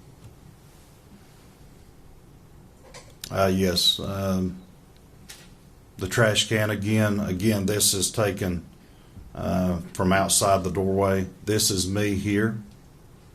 So the photograph depicts me, and then inside here, and the trash can with the black trash bag unraveled at that point. Had the trash bag been pulled up out of the trash can, or was that Just as kind you of like saw the it? top was opened. All right. The trash bag remained in the trash can, but the top was opened. Now showing you Exhibit 16. Again, looking inside, it was a very small playhouse. I don't recall the dimensions, but maybe 10 by 10, 12 by 12, small floor plan with that, and then those were steps leading up to like a little loft inside that playhouse.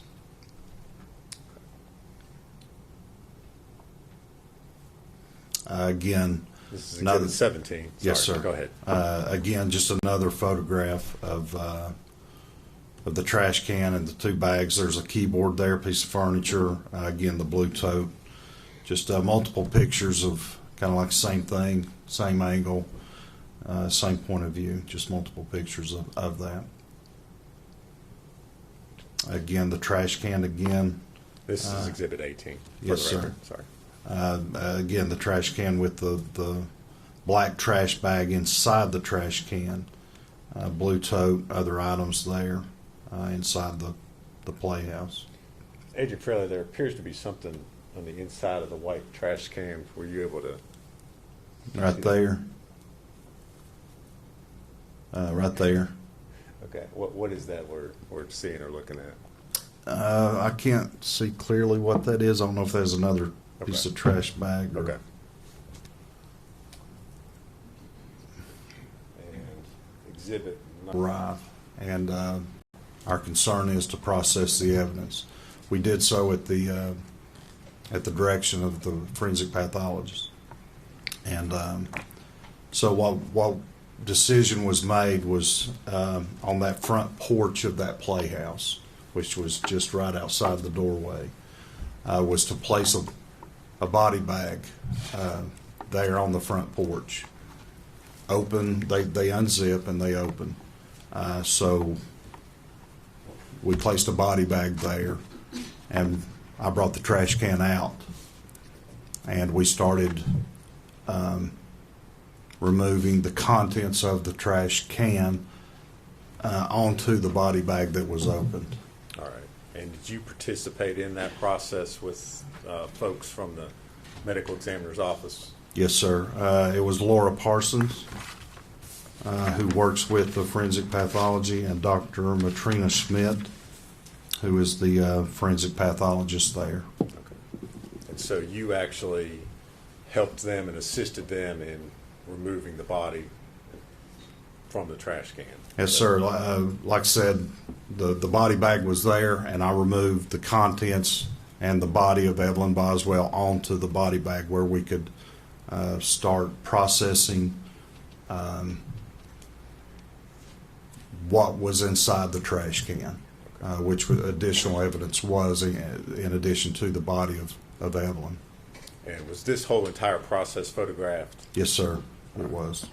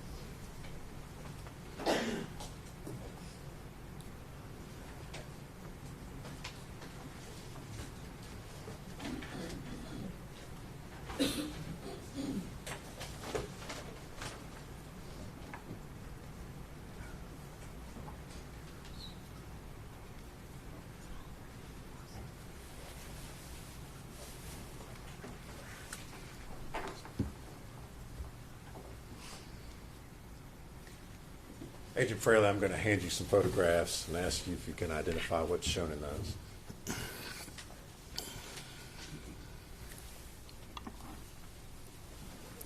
The first one is, as I just described, the body bag that's unzipped and placed on the front porch on top of paper. I think it was butcher paper we rolled out, but the first one is me removing the contents of the trash can, which included Evelyn's body. That's my arm in the top portion of that photograph. The second one continues that bag and the contents, Evelyn's body, being removed onto the body bag. The third one, the bag is out of the trash can at that point and placed onto the body bag. The same contents, different angle, but it now has a evidence marker number 4 beside that, the trash bag and contents. Your Honor, if I need to slow down, I will. The next picture is the trash bag with me pulling back the trash bag, showing what's inside. That depicts a gray and white fleece blanket, and you can see where my hand is. It's a gloved hand. There's some aluminum foil there, evidence marker number 4. Again, a wide angle of the same thing once the trash bag has been removed. It's my hand there in the picture. It shows the body of Evelyn Boswell that's underneath these layers of items. That includes aluminum foil and the gray and white fleece blanket. You can also see some portion of the clothing. Evelyn was wearing the pink onesie fleece with the penguins.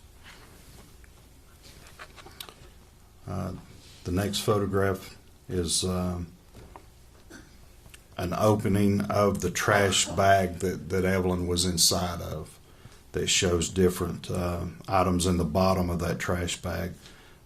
Eggshells, fluids of human decomposition, and other items. That's my hand in the top, my foot in the top portion of that photograph. The next photograph is again the same trash bag with the contents that I just described, with the body of Evelyn to the right of that. That's going to be her head and upper portion of her body that's wrapped in this aluminum foil. The next photograph is just the body, again in the same state, with the aluminum foil, the blanket, the onesie. However, in this one with some body fluids that have come out onto the body bag, but there are also some pupa, that is insects, basically in between a larvae stage and an adult stage that were inside the bag as well. That's common with human decomposition. Next picture, same description, same things with that evidence marker number 4. Next picture, different angle, same description, the body of Evelyn, the aluminum foil, the purple onesie with penguins clothing, evidence marker with the insects there. The next picture, we start removing the layers at the direction of the forensic pathologist, the doctor. And this next picture is us removing the aluminum foil that was wrapped tightly around the head of Evelyn. And this is shows my hands and Laura Parsons' hands, who works there at the forensic pathologist office. Next picture, same thing. We're continuing to remove the aluminum foil from her head. So this is the first picture that shows the head of Evelyn and her upper torso, and her head is in a backward position, situated abnormally, where the body had been shoved, that we believe, down into the bottom of the trash can. Next picture is same picture, body of Evelyn with the aluminum foil removed, showing advanced decomposition, some body fluids there lying on the body bag. The next picture is a same picture, the body of Evelyn wrapped in this this fleece blanket with the purple onesie, just a different angle on the body bag. Next picture, same thing, a different angle. And then the next picture is where again, is describing how we're processing this, is removing it a layer at a time. So this is a picture depicting the first part of removing the fleece blanket from Evelyn's body. And then the next picture, it's a black and white photograph with the fleece blanket removed and just showing the body of Evelyn. Advanced decomposition, again, the pupa there, which was numerous of the insect activity. And then a color photograph, the last photograph, same picture of Evelyn's body in the pink fleece onesie there on the body bag with human bodily fluids around her head area. Agent Fraley, the photos that you just described, are they a true and accurate depiction of the process that you all went through Yes, sir. that night in removing Evelyn's body from the trash can? Yes, sir, in the different stages of removing layers. Judge, we would move to make those full exhibits this time. No objection. This first one, 20. First one's 20, I don't know what it is.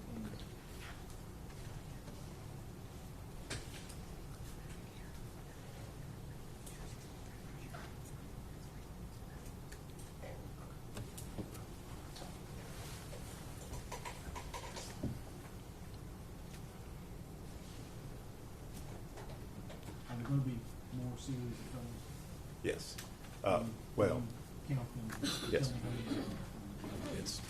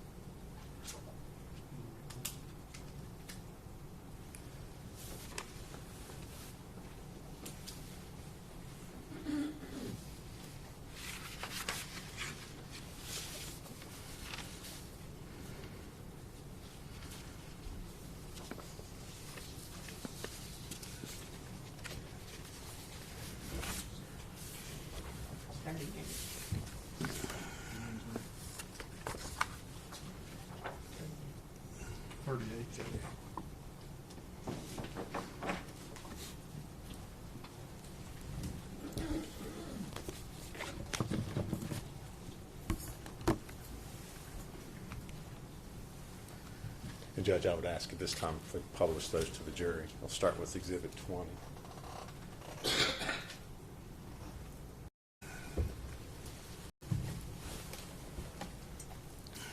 it reconnect the judge? It has, but it's just got your blue screen. It's not doing anything.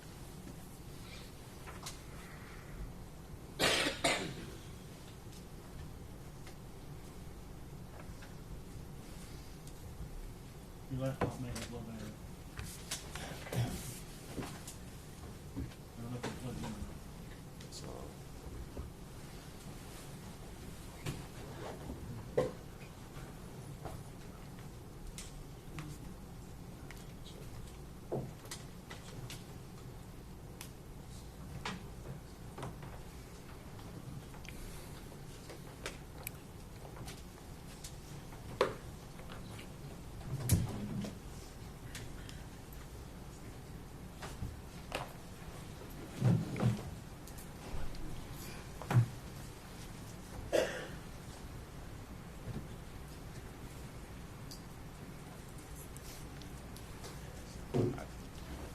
I'll just use the Elmo, Judge. Well, I mean, I've got the blue screen, but I don't know if it's, to me, it's not showing the picture.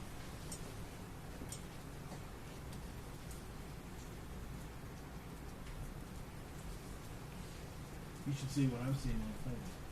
That monitor.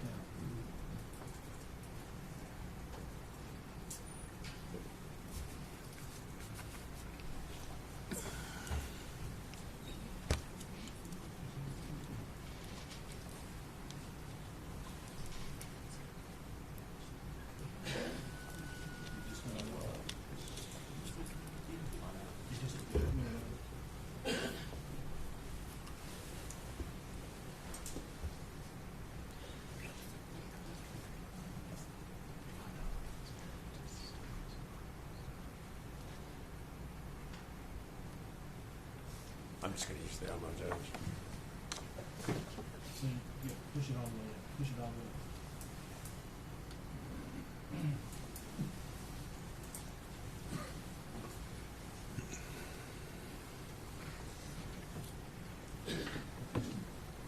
This is 26. This is 25, Judge. Okay. I believe we got disconnected, Agent Fraley. You were describing, looking at the photograph. Evelyn's head is to the left where the foil is that correct? That's correct. Looking as we're seeing it, the left here, this foil is her head, and down near the item marker number 4 is her feet. Once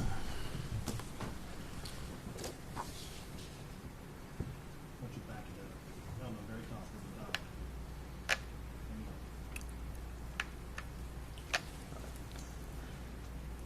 Showing you Exhibit 26. Yes, sir. My hand here. Another set of hands, Laura Parsons here. It's looking down into the trash bag that that Evelyn's body was pushed down into, and like I said, there is just assorted trash, eggshells, human decomposition fluids, and then on the right hand portion in the lower section here is that aluminum foil and the blanket with the body of Evelyn right there. And that's right after you all had removed the body from the trash bag. Yes, sir. Now showing you Exhibit 27. Again, a similar depiction of the last photograph, just it's a wider angle that's kind of showing the aluminum foil that's full, kind of formed. Again, here talked about the aluminum foil head again, the rest of the body. Right here's what I'm describing as the insect activity of mid stages of pupa. That is basically in between the larvae section and the adult section of the insect typical as flies. Now looking at Exhibit 29. Again, just a different angle of Evelyn's body that's underneath these layers of aluminum foil, fleece blanket, down to her clothing, the purple fleece onesie with the penguins. And At this point in time, you all have not removed any of the items from the body, is that correct? no, sir. No. Again, what we tried to do at the direction of the medical examiner and forensic pathologist was remove these in layers. As you see, that's each picture's best we could do is a layer, taking it through the trash can to the trash bag to the aluminum foil to the fleece blanket down to the purple onesie. Now looking at Exhibit 30. Again, this is kind of just stepping overhead, looking down. Same photograph, Evelyn's body with the foil and the fleece blanket and the evidence marker number 4.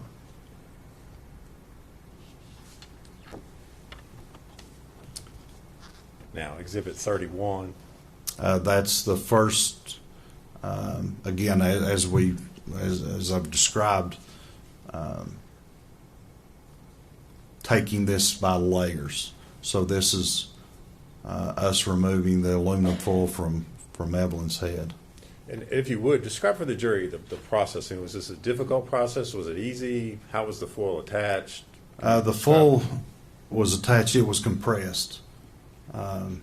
It never occurred to me that when the body of Evelyn was placed or forced or shoved into this trash can, that this was a piece of foil that was just kind of put on there.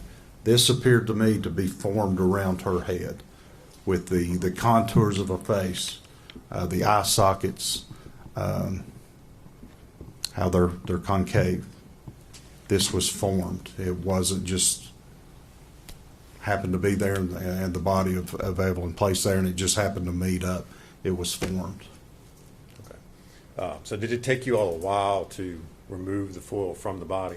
Not long, no. Like I said, once we got there, Laura Parsons and I separated the layers, as you can see depicting in these photographs, and that's as far as we went. Once we got I think the next one will be the fleece blanket. But once we got to the body of Evelyn in her clothing, which was this purple fleece onesie with penguins on it, we stopped, and I'll continue at that point. All right, I'm going to show you Exhibit 32. Right. Again, this is just the next step, continuing removing that foil from Evelyn's head. Okay. And at this point, it looks like you all have essentially removed all the foil. Yeah. Yes, around sir. her head. Yeah, it's off of the head and being pulled away by Laura Parsons.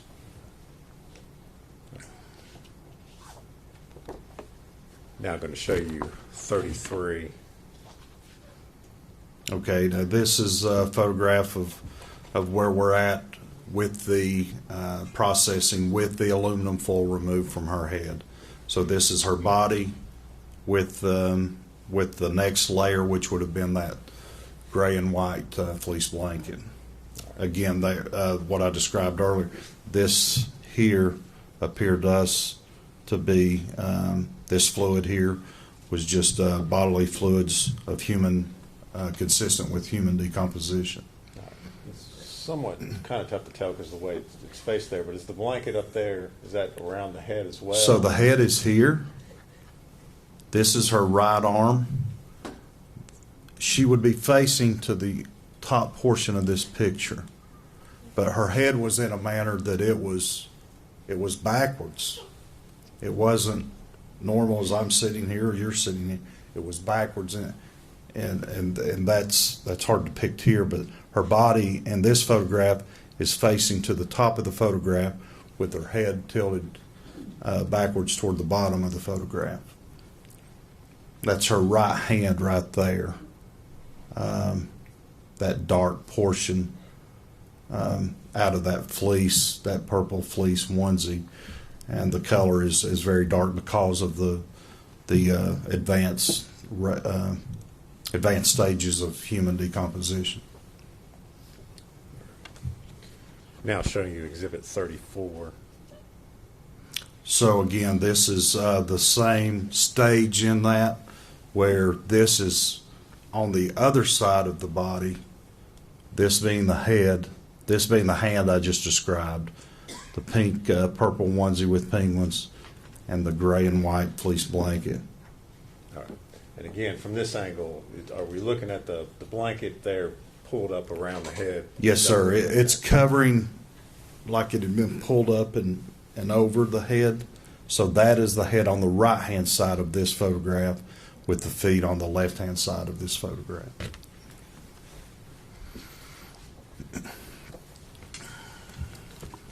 Now showing you Exhibit 35. This is, again, same Evelyn's head on the left this time.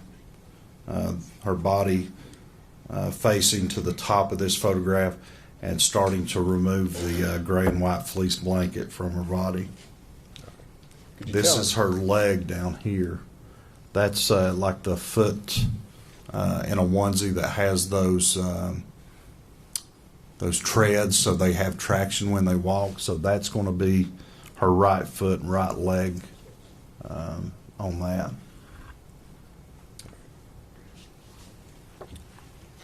And now showing you Exhibit 36.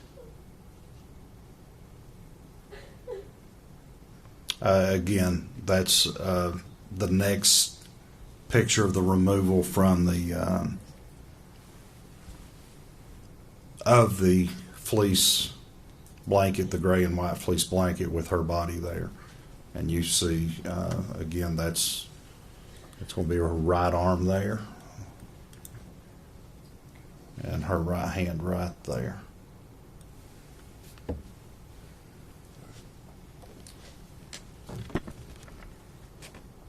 Now showing you Exhibit 37. Yes, sir. This is a black and white photo, obviously. her facing the top of the photograph. This is her right hand. Again, even though it's black and white, it's the consistent with the pictures you saw on the purple fleece onesie with the penguins, and this is her head to the right side of this picture. As we're looking at that onesie, had it been disturbed, or does that show the onesie as you all? That's as we finally removed the fleece blanket. That's the next layer as we found it. Okay, so the onesie was open. Yes.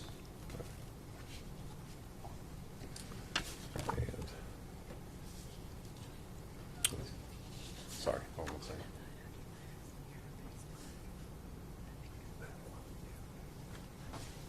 Now I'm going to show you exhibit number 38. Again, this is the body of Evelyn. That's her head. There's her legs and feet. There's her right hand there on that body bag. Okay.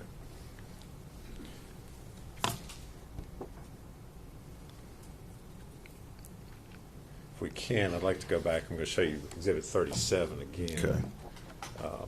I don't know if it's The black and white yeah, it's the photograph. black and white photograph. Which, as we're looking at the photograph, where is Evelyn's face? So this is her head on the right hand side of this photograph. Her body is facing to the top of the photograph. Back side of, kind of looking at the back of her head. Again, it's advanced decomposition. And the fact that there was advanced decomposition, did that affect your all's ability to be able to, or how you were able to process the scene there?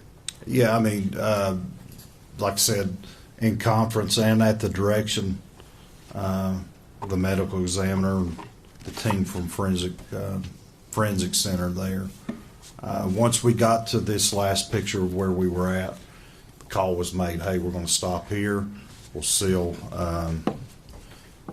her body in the body bag, transport her to the forensic center for an autopsy at that point. And we continued processing the scene there for collecting the items. And we took those items to the Sullivan County Sheriff's Department, just where we had better lighting, better environment to log and process evidence items that were also discovered.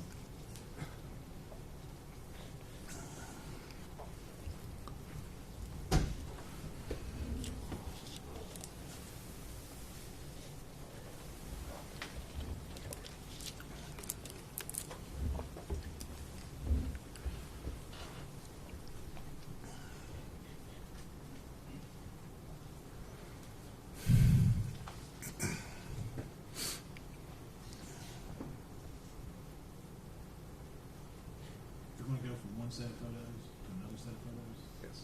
just to leave that thing. Okay. Because when you put it down, it electronically disconnects from the system. There's like, there should be a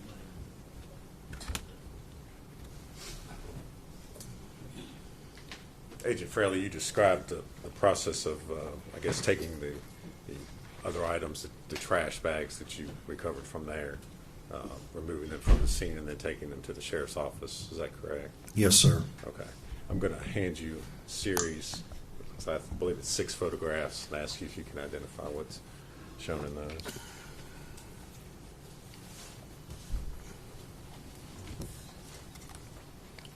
This first photograph is a picture looking over the top of the trash can, looking down in it. And the bottom of that, the most notable item is a Martha White chocolate chip wrapper with other items. Was that the trash can the body was found in?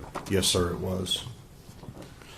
The next one is a photograph of the trash can with Evelyn still in it at this time. This was an earlier photograph taken prior to the removal of Evelyn in the trash can. What's important and noted here is a piece of chewing gum that is attached to the inside wall of the trash can.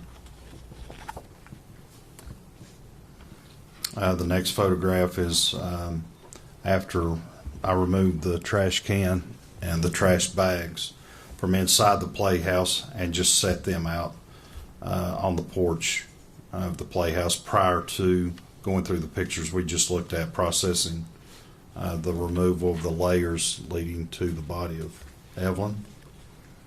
Just another picture, trash can. Evelyn still remains in there. You also see the chewing gum on the inside wall of trash can there, and the other bags of trash. This next one is the 2 bags of trash that was removed from the playhouse with the trash can. Another angle of those 2 bags of trash that was removed from the playhouse there on the front porch of the playhouse. So were there any other items besides those 2 bags of trash and the trash can that were taken out of the playhouse? Not that I recall. It was all the trash bags and what remaining contents of the trash can. Okay. The 6 photos that you've just described and identified, do they true and accurately depict those items as you found them on Yes, March sir. the 6th, 2020? Yes, sir, they do. Judge, we would move to introduce those, I believe it's exhibits 39 through 44. Go, Judge. You full exhibits 39 through 40.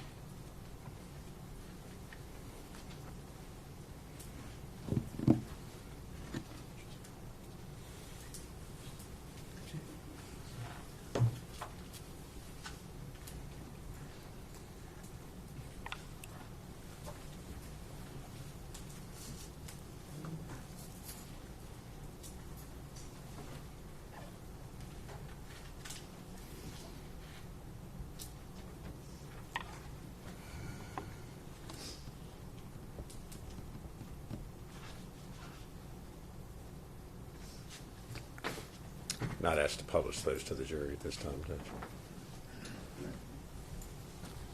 Agent Fraley, we're going to start with exhibit 39.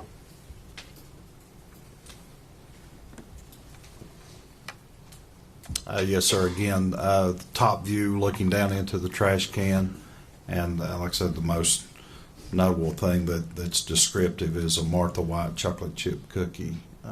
All right. Anything else in the trash can besides that on the bottom? Is that I mean, there's is that what was found when you removed the trash bag? yeah. So once we removed the body of the trash bag that contained the body, this was in the bottom of that.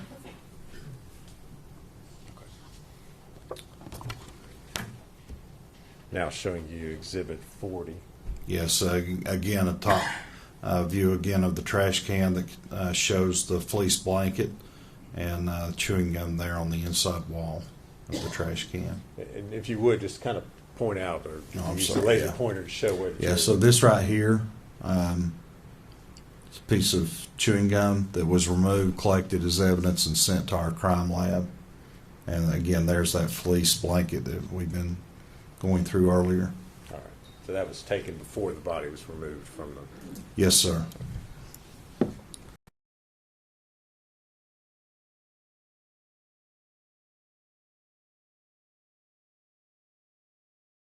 This was just simply removing those items. That includes the trash can and these 2 trash bags from inside the playhouse. That's prior to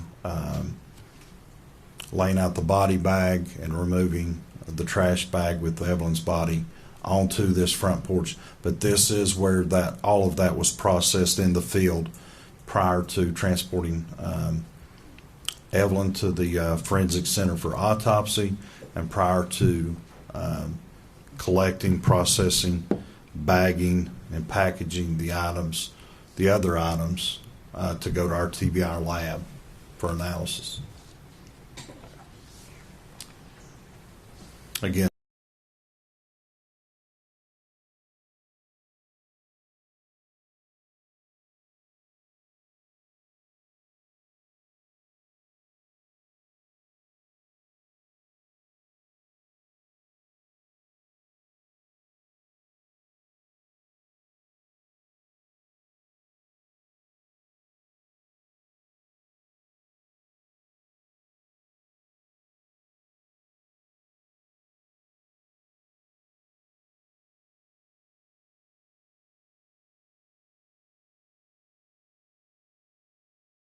those two trash bags without the trash can in that photograph. And both of those, are, like I said, were on the front porch of the playhouse. Okay. And those two trash bags, you all, when I say you all, I mean law enforcement took them and inventoried what was in there Yes, sir. later on. Is that correct? Yes, and any evidence that was collected that we believe to be probative was sent to our lab for examination.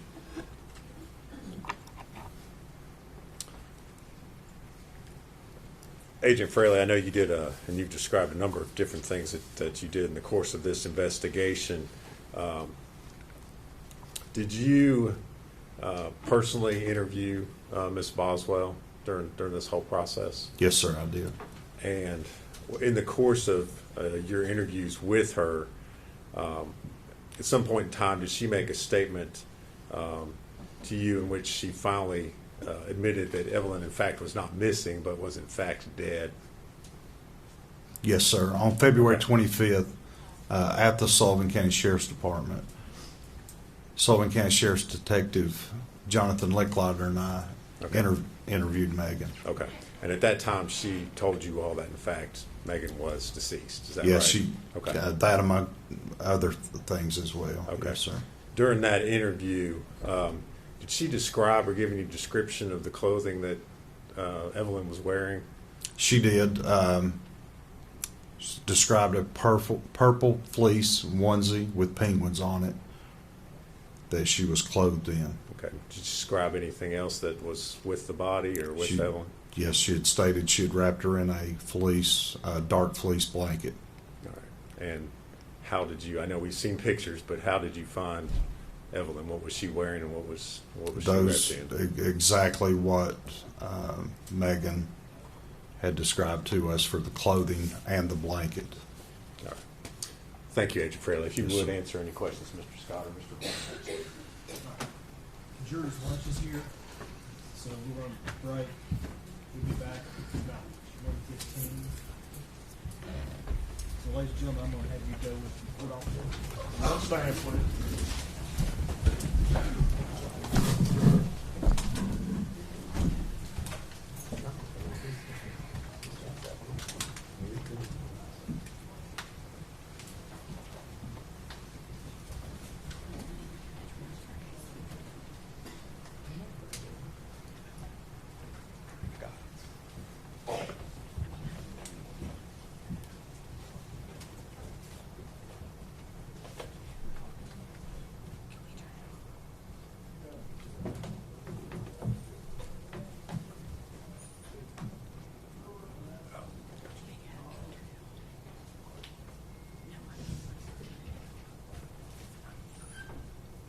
Be seated.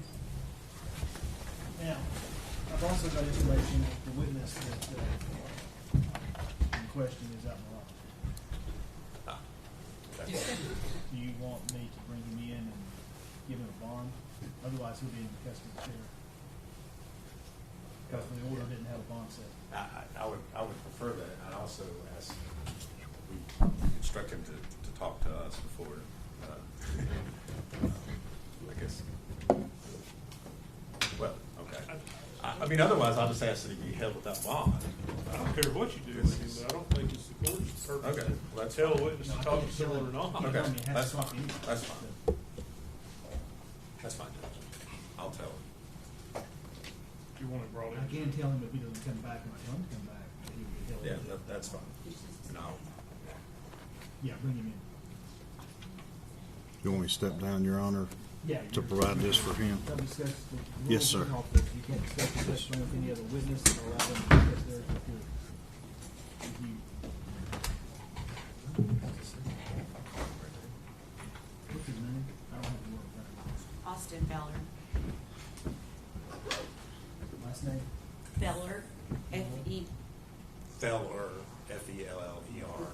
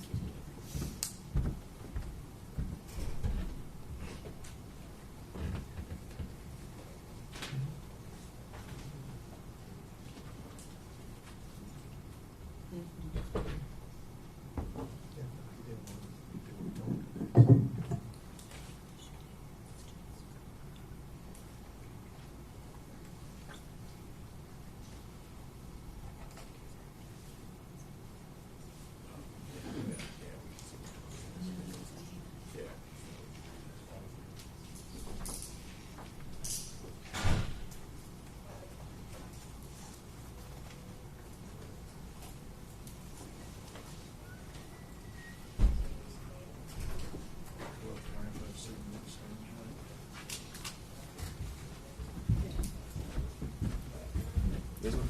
Up there? Yeah. Mr. Keller, Yes, sir. you were served with a subpoena to come to court Monday, and you didn't come, which is why we're here today with you in custody. I'm going to set a $500 secure bond. You can make that through a bond company. You are a material witness in this case. What happens if you don't come back to court after you make that bond? And you are now instructed by this court that you will appear at this court no later than 9 a.m. every day except Sunday, and that includes Saturday, until you are either called as a witness or released as a witness. Do you understand that? Yes, Your Honor. If you fail to do that, and we have to come find you again, you'll be held in custody of the sheriff with no bond until the case is over, and that could take us about 3 days. That way we know where you are. Yes, Your Honor. All right. You need to be here back at 1:15 if you make that bond. Yes, sir. You go with it.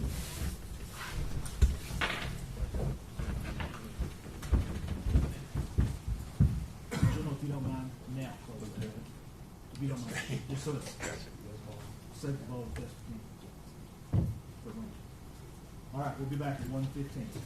Issues that came up when the state dismissed one count of the indictment, and asked that prior to me cross-examining or asking Mr. Fraley about any statements that Ms. Boswell made to him, that I bring that up outside of the presence of the jury. Since then, it's my position, unless I misheard something, I think Mr. Harper questioned him about statements that Ms. Boswell had made to him. And I think that opens the door for me to be able to cross-examine him about the statements that were made. As a doctrine of completeness, if you put in part of a statement, the whole statement. Judge, I didn't elicit any testimony about what she said. You asked if in a statement to him, she ultimately admitted that the child was dead. Okay. But, I mean, for him to listen, I mean, it's self-serving hearsay. I mean, it's, Well, I have to see the statement. well, there's no written statement. Once they, There's no written statement. it's recorded, it's 2 hours long, so thereabouts. But once they ask, I think I'm entitled to ask about the entirety of the statement. I think that's the law. It's called, the court's well aware, it's the doctrine of completeness. The case law is replete with it. Judge, it's hearsay. I mean, just it's flat out hearsay for him to try to put that in. It's,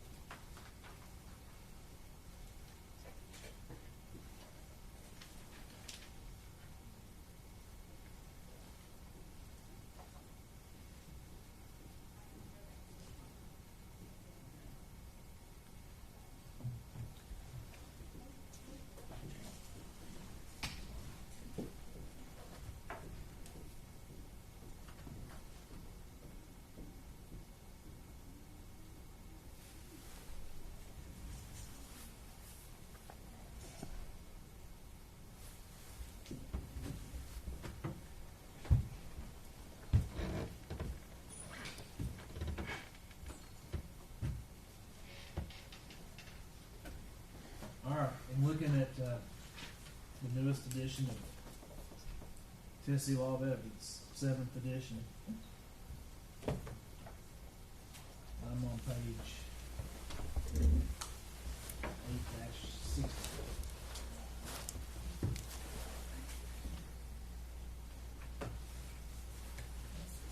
Under Rule 803, 1.2, admission by party opponent. The statement offered against a party that is A, the party's own statement, is not excluded by the hearsay rule. And in the entirety of 806, I'm sorry, of the discussion of Rule 803, 1.2,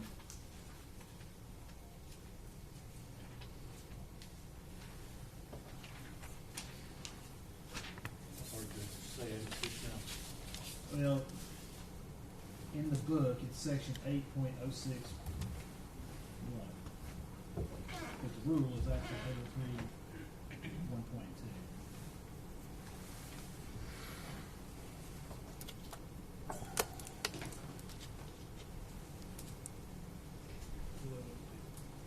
There is no discussion of the rule of completeness as applied to the exclusion of a party opponent admission.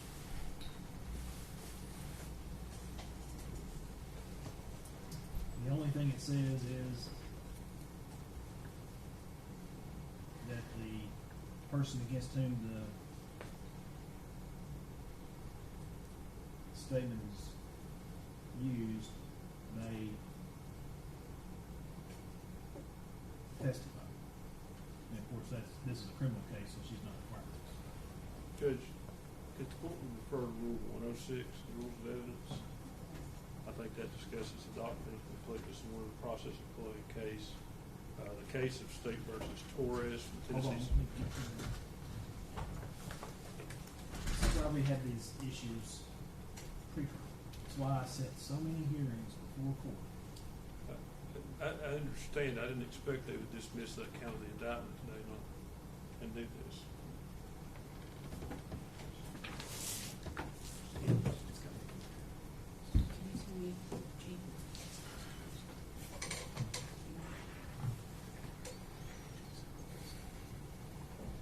One what? 106, Your Honor.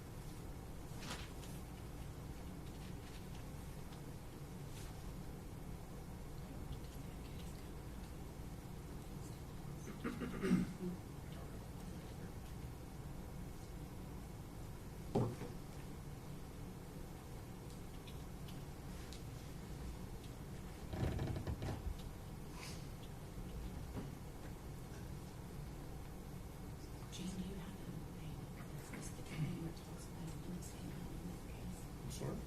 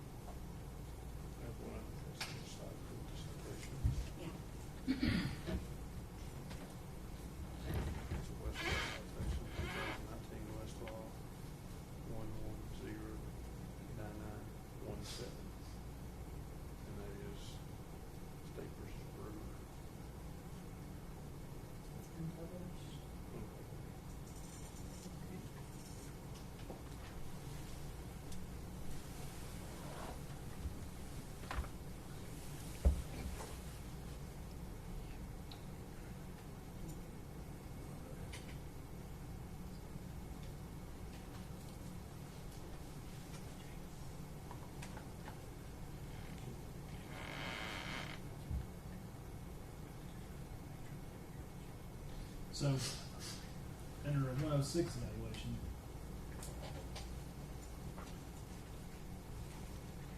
what, I guess my question is, I don't know what the rest of the statement says. Well, that's exactly my point, Judge. There's nothing misleading about what I asked. I didn't ask anything about what Ms. Boswell said. I didn't elicit any testimony whatsoever about a statement that she made. All I asked was whether or not she admitted that she was dead.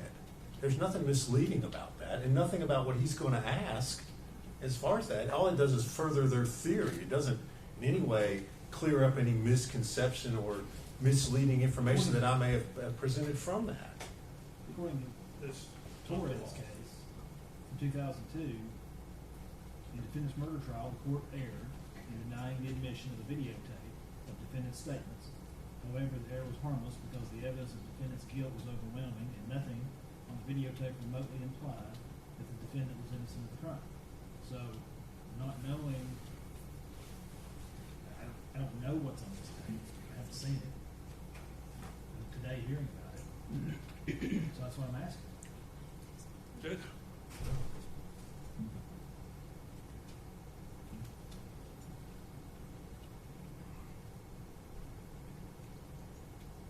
My understanding of that doctrine, it doesn't, I don't have to show that there's something misleading. Judge, absolutely, he does. I mean, it's right out of the. Can I finish? I'll listen to you. I mean, no disrespect to anyone here. I'm not trying to upset anyone. But in Torres, there was an issue about that.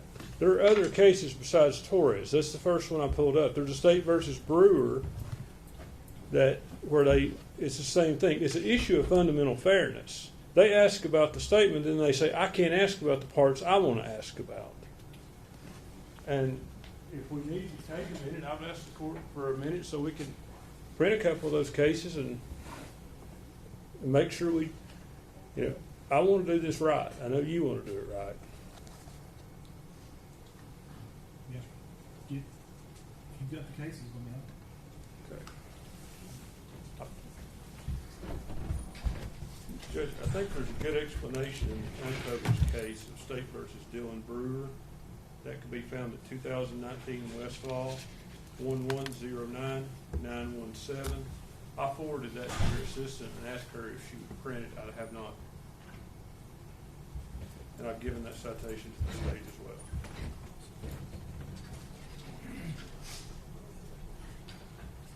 And Judge, I would go back to the part. The rule requires that a writing or recorded statement or part thereof be introduced by a party. I did not introduce any part of her statement. I asked Detective Fraley if she ultimately admitted that her child was dead. I didn't ask what she said. I didn't ask how she did, if she did it, if she admitted she did it, if she said she didn't do it. What you asked was if she made that statement to me, in which she get. I mean, I have her go back. If that's what you want me to do, I mean. I would further point the court that the footnotes to the rule of completeness 106 clearly talks. Mr. Scott said it didn't, but it clearly says, rule providing that when a writing or written recorded statement or part thereof is introduced by a party, an adverse party may require the introduction at that time of any other part or any other writing which ought in fairness to be considered contemporaneously with it, provides an adverse party a mechanism for putting portions of the writing into context if the portions would otherwise be misleading. There's nothing misleading about what I asked Agent Fraley. He's not trying to clarify anything.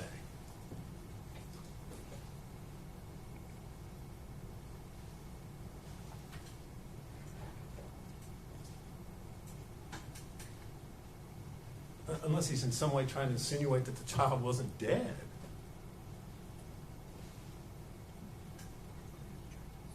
Well, we're gonna take a minute. I'm gonna look at whatever case this is. Did you get that? Did you find it? Yes, Judge, they're having a hard time going through. If we could have a minute, I'll collect and send them back. I just may need the time to do it. Who are you talking about? Back to your staff. Okay. may step out for a few minutes. Yeah, we'll take, we're still on the road.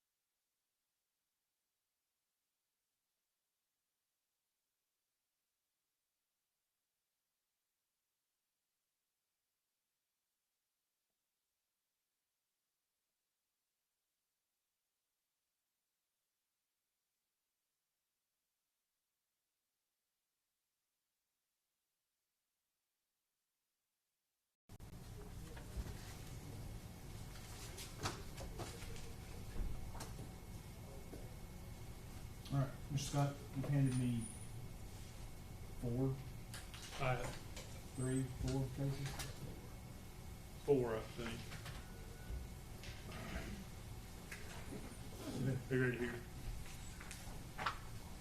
Judge, I handed you the unpublished case of State versus Brewer, and that case contains a pretty good explanation that it does cite to several published cases.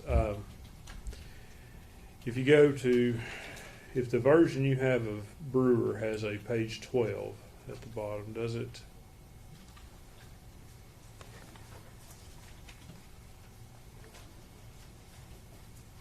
Yep.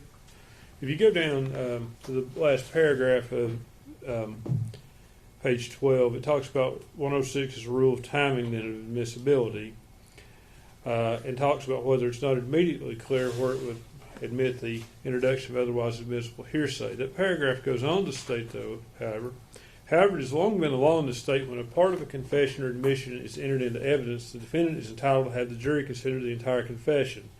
That cites Curry versus State, 397 Southwest 2nd, 179 at 181. That's Tennessee Supreme Court, 1965. And Samblin v. State, 387 Southwest 2nd, 817 at page 820, and that's, again, Tennessee Supreme Court, 1965.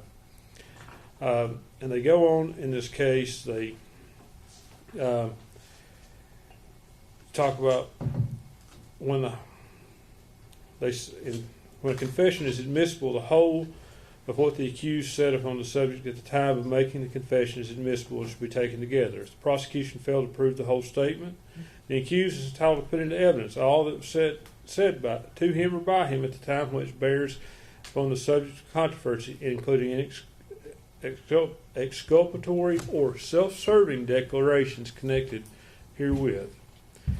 It is for the jury to say what weight shall be given to several parts of that statement. For they may well believe the part that which charges the prisoner and reject that which tends to exculpate him. And that's a direct quote from State versus Robinson, 622 Southwest 2nd, 62 at page 71, Tennessee Supreme Court, 1980. And in this case, in Brewer, the Court of Criminal Appeals goes on. This case is kind of almost on all fours the way I see it. The Rule 106 here in Brewer, the state examined on direct examination a witness about a statement. It did not put in a play that it put the physical statement in, nor did the officer read the statement verbatim. But they said the rule of fairness should allow you to place the whole statement in. And I think, Mr. Fraley was asked in this case, he was asked about taking a statement. I think he was asked a couple of times about taking a statement. And he was asked about her admitting that the child was dead. Well, certainly in a missing persons case, when you admit to the police that it's been shown and alleged that you're lying to, and Mr. Fraley, although the court granted an objection, said earlier that she was telling lies. And then when she fesses up and says the baby is dead, certainly the court should take that as a confession. And I think he was asked about the baby being dead, and the response was that the baby was dead, among other things. So that leaves that out there for the jury to be wondering what the other things are. That's my recollection. That's Mr. Horn's notes. Now, that's essentially my argument. I'll rely on the other cases I gave you, but I think that Brewer case gives the best explanation. Although it's an unpublished case, the cases it cites to certainly are published. And if you have any questions, I'll be glad to answer those. If not, I'll yield to Mr. Harper.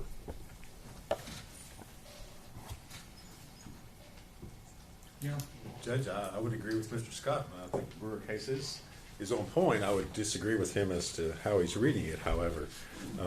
One, I don't think anything about what I elicited was in any way a confession by Miss Boswell.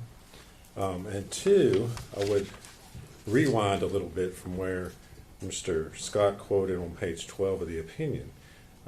Because the danger that we're trying to avoid here is misleading the jury by providing only inculpatory parts or parts that somehow make the defendant put the defendant in a bad light, and not putting forth the parts that are inculpatory or in some way would mislead the jury about the proof. And in the paragraph above where Mr. Scott quoted the rule of completeness that was explained by the Supreme Court, it talks about that the rule must do one of the following, and then it lists 4 things. 1, explain already admitted proof. 2, place admitted proof in context. 3, avoid misleading the trier of fact. Or 4, ensure a fair and impartial understanding of the already admitted proof. Well, what he's trying to elicit doesn't do any of that stuff. See, that's my problem. My problem is I don't know what he's trying to do. Well, I have not been told yet. all right, I guess I'll go ahead. I believe he's trying to elicit that what Ms. Boswell told Agent Fraley was that her... Fraley step out.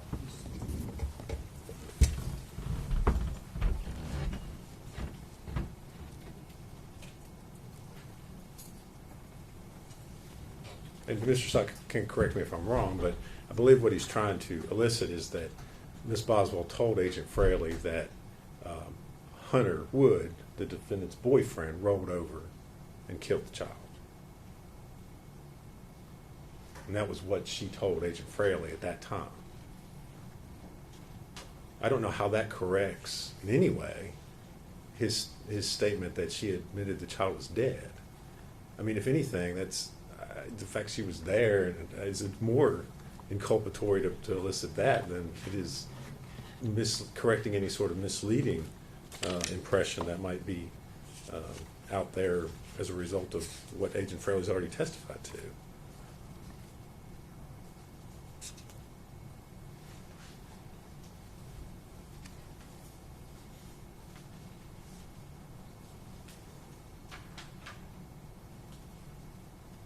Are you satisfied that that's an accurate summary of what the proof is, or do I need to hear the whole 2 hours?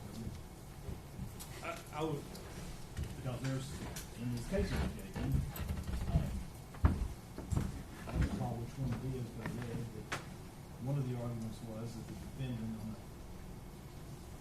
possibly the post-conviction case, there was argument that because the judge relied on the summary of the proof instead of reviewing the entirety of it, that the judge couldn't make an adequate decision. I think, and Mr. Harper can correct me if I'm wrong, I think I'm generally satisfied with what he's saying, but she explained how the baby died, where the baby, or maybe not where the baby went, but I think that Hunter took it in that statement. Am I right about that?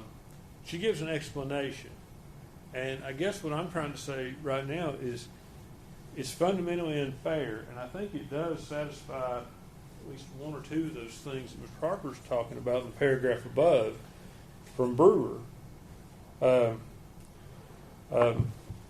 Explains the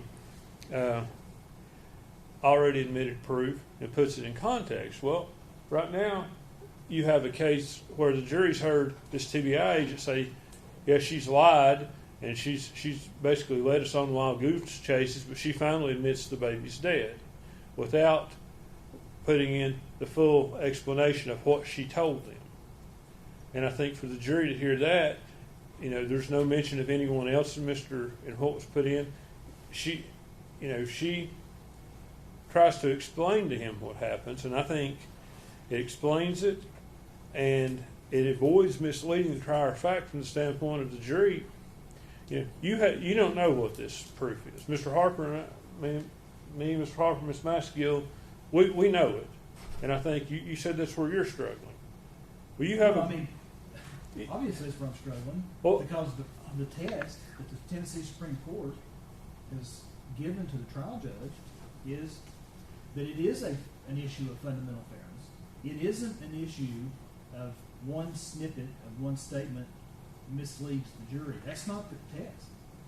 That's not the question. The question is it fundamentally unfair if I, as a trial, don't allow you to put in the entirety of the statement based on the very narrow, and I understand General Harper was being very careful and cautious in what he was asking.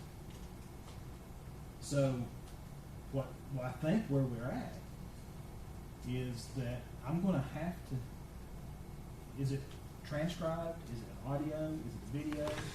Print. It's a video. It's 2 hours.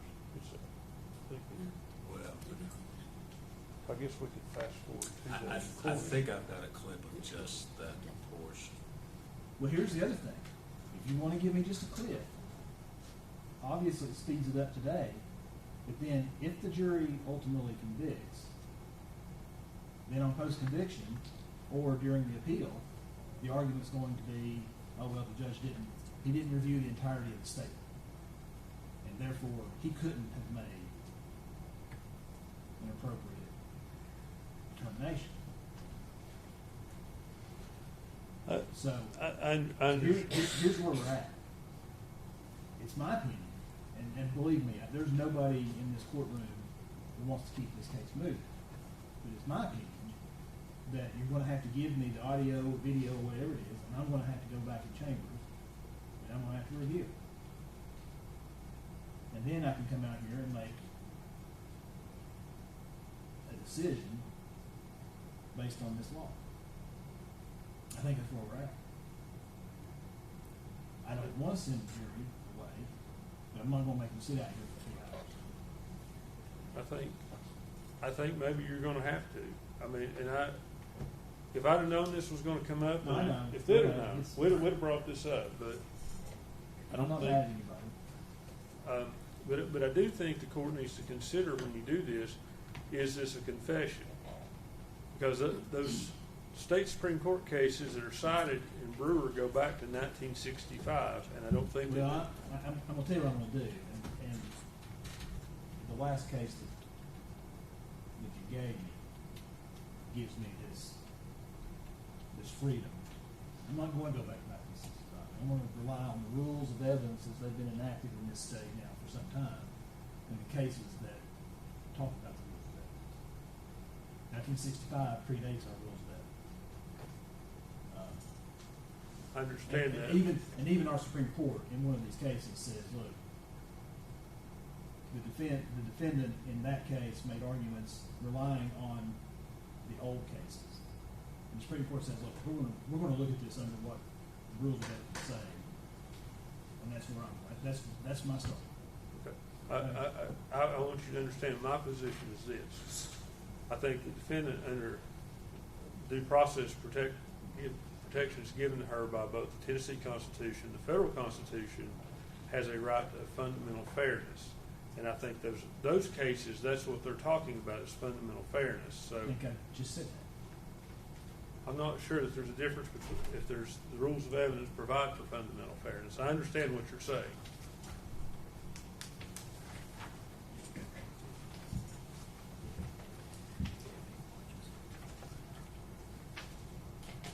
Let's make that exhibit. And if I'm wrong, I think we're on the same page at least. Is what needs to be done.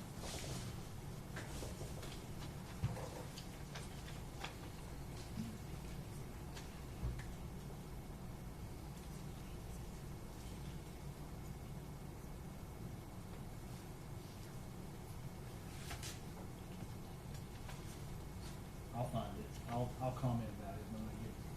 Yes, sir. Where we're at right now is I'm going to have to bring the jury in. I'm going to send them, since this is day one and they've not been to the hotel yet, I'm going to go ahead and just send them to the hotel. So I'm going to have to, is it listen to or watch? It's video. It's video. All right. And we may have the whole issue about whether I can see and hear what's being said. I've had another case where I had Sullivan County videos that I could not hear. These are pretty clear, Judge. We've you should be able, there shouldn't be any problems. So I need to bring the jury. Well, Lieutenant said no, I'm gonna go ahead and send them to the hotel. Yes, sir. Let them get settled in. And we all take them out together. Yes, sir. We'll start back on that. But I need to bring them. Your Honor, I think if you, did we not get the, in that other case, I those got- I statements still with the got this. Bluetooth? I still got this. Did it work that way? Okay, I had to think.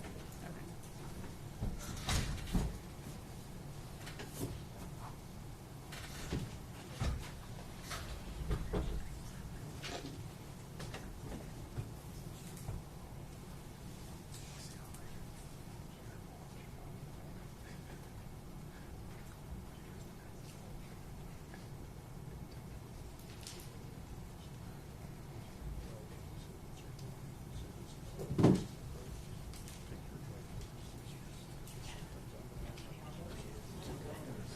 One stand, please.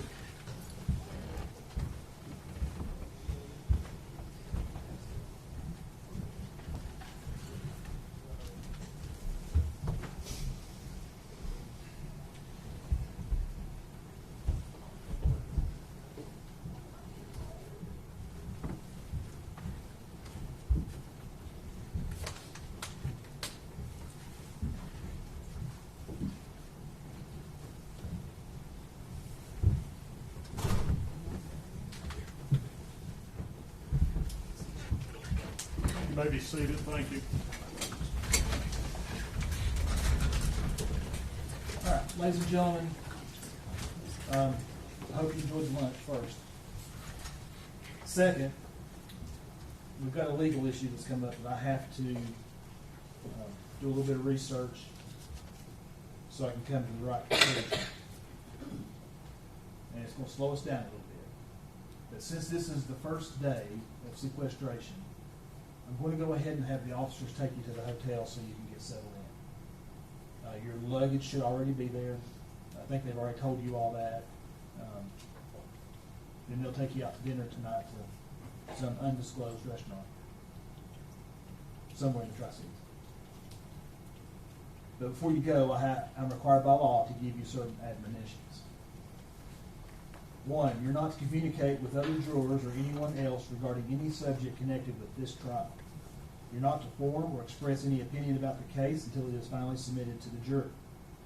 You're to report promptly to this court any incident involving an attempt by any person to improperly influence any member of the jury. You're also to report promptly to the court a juror's violation of any of these admonitions. You're not to read, watch, or listen to any news reports concerning this case. You're to decide this case solely on the evidence introduced in this trial. Okay? Now, we'll start back at 9 o'clock in the morning, and I will see you then. One stand, please.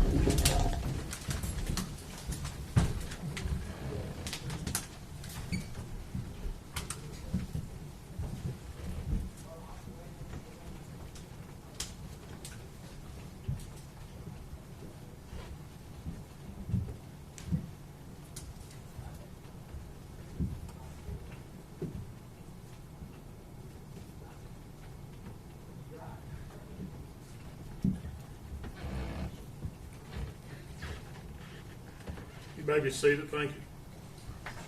All right. Y'all, we'll be in recess till 8:30 in the morning. I need y'all to get that statement to me and James. May we talk about something?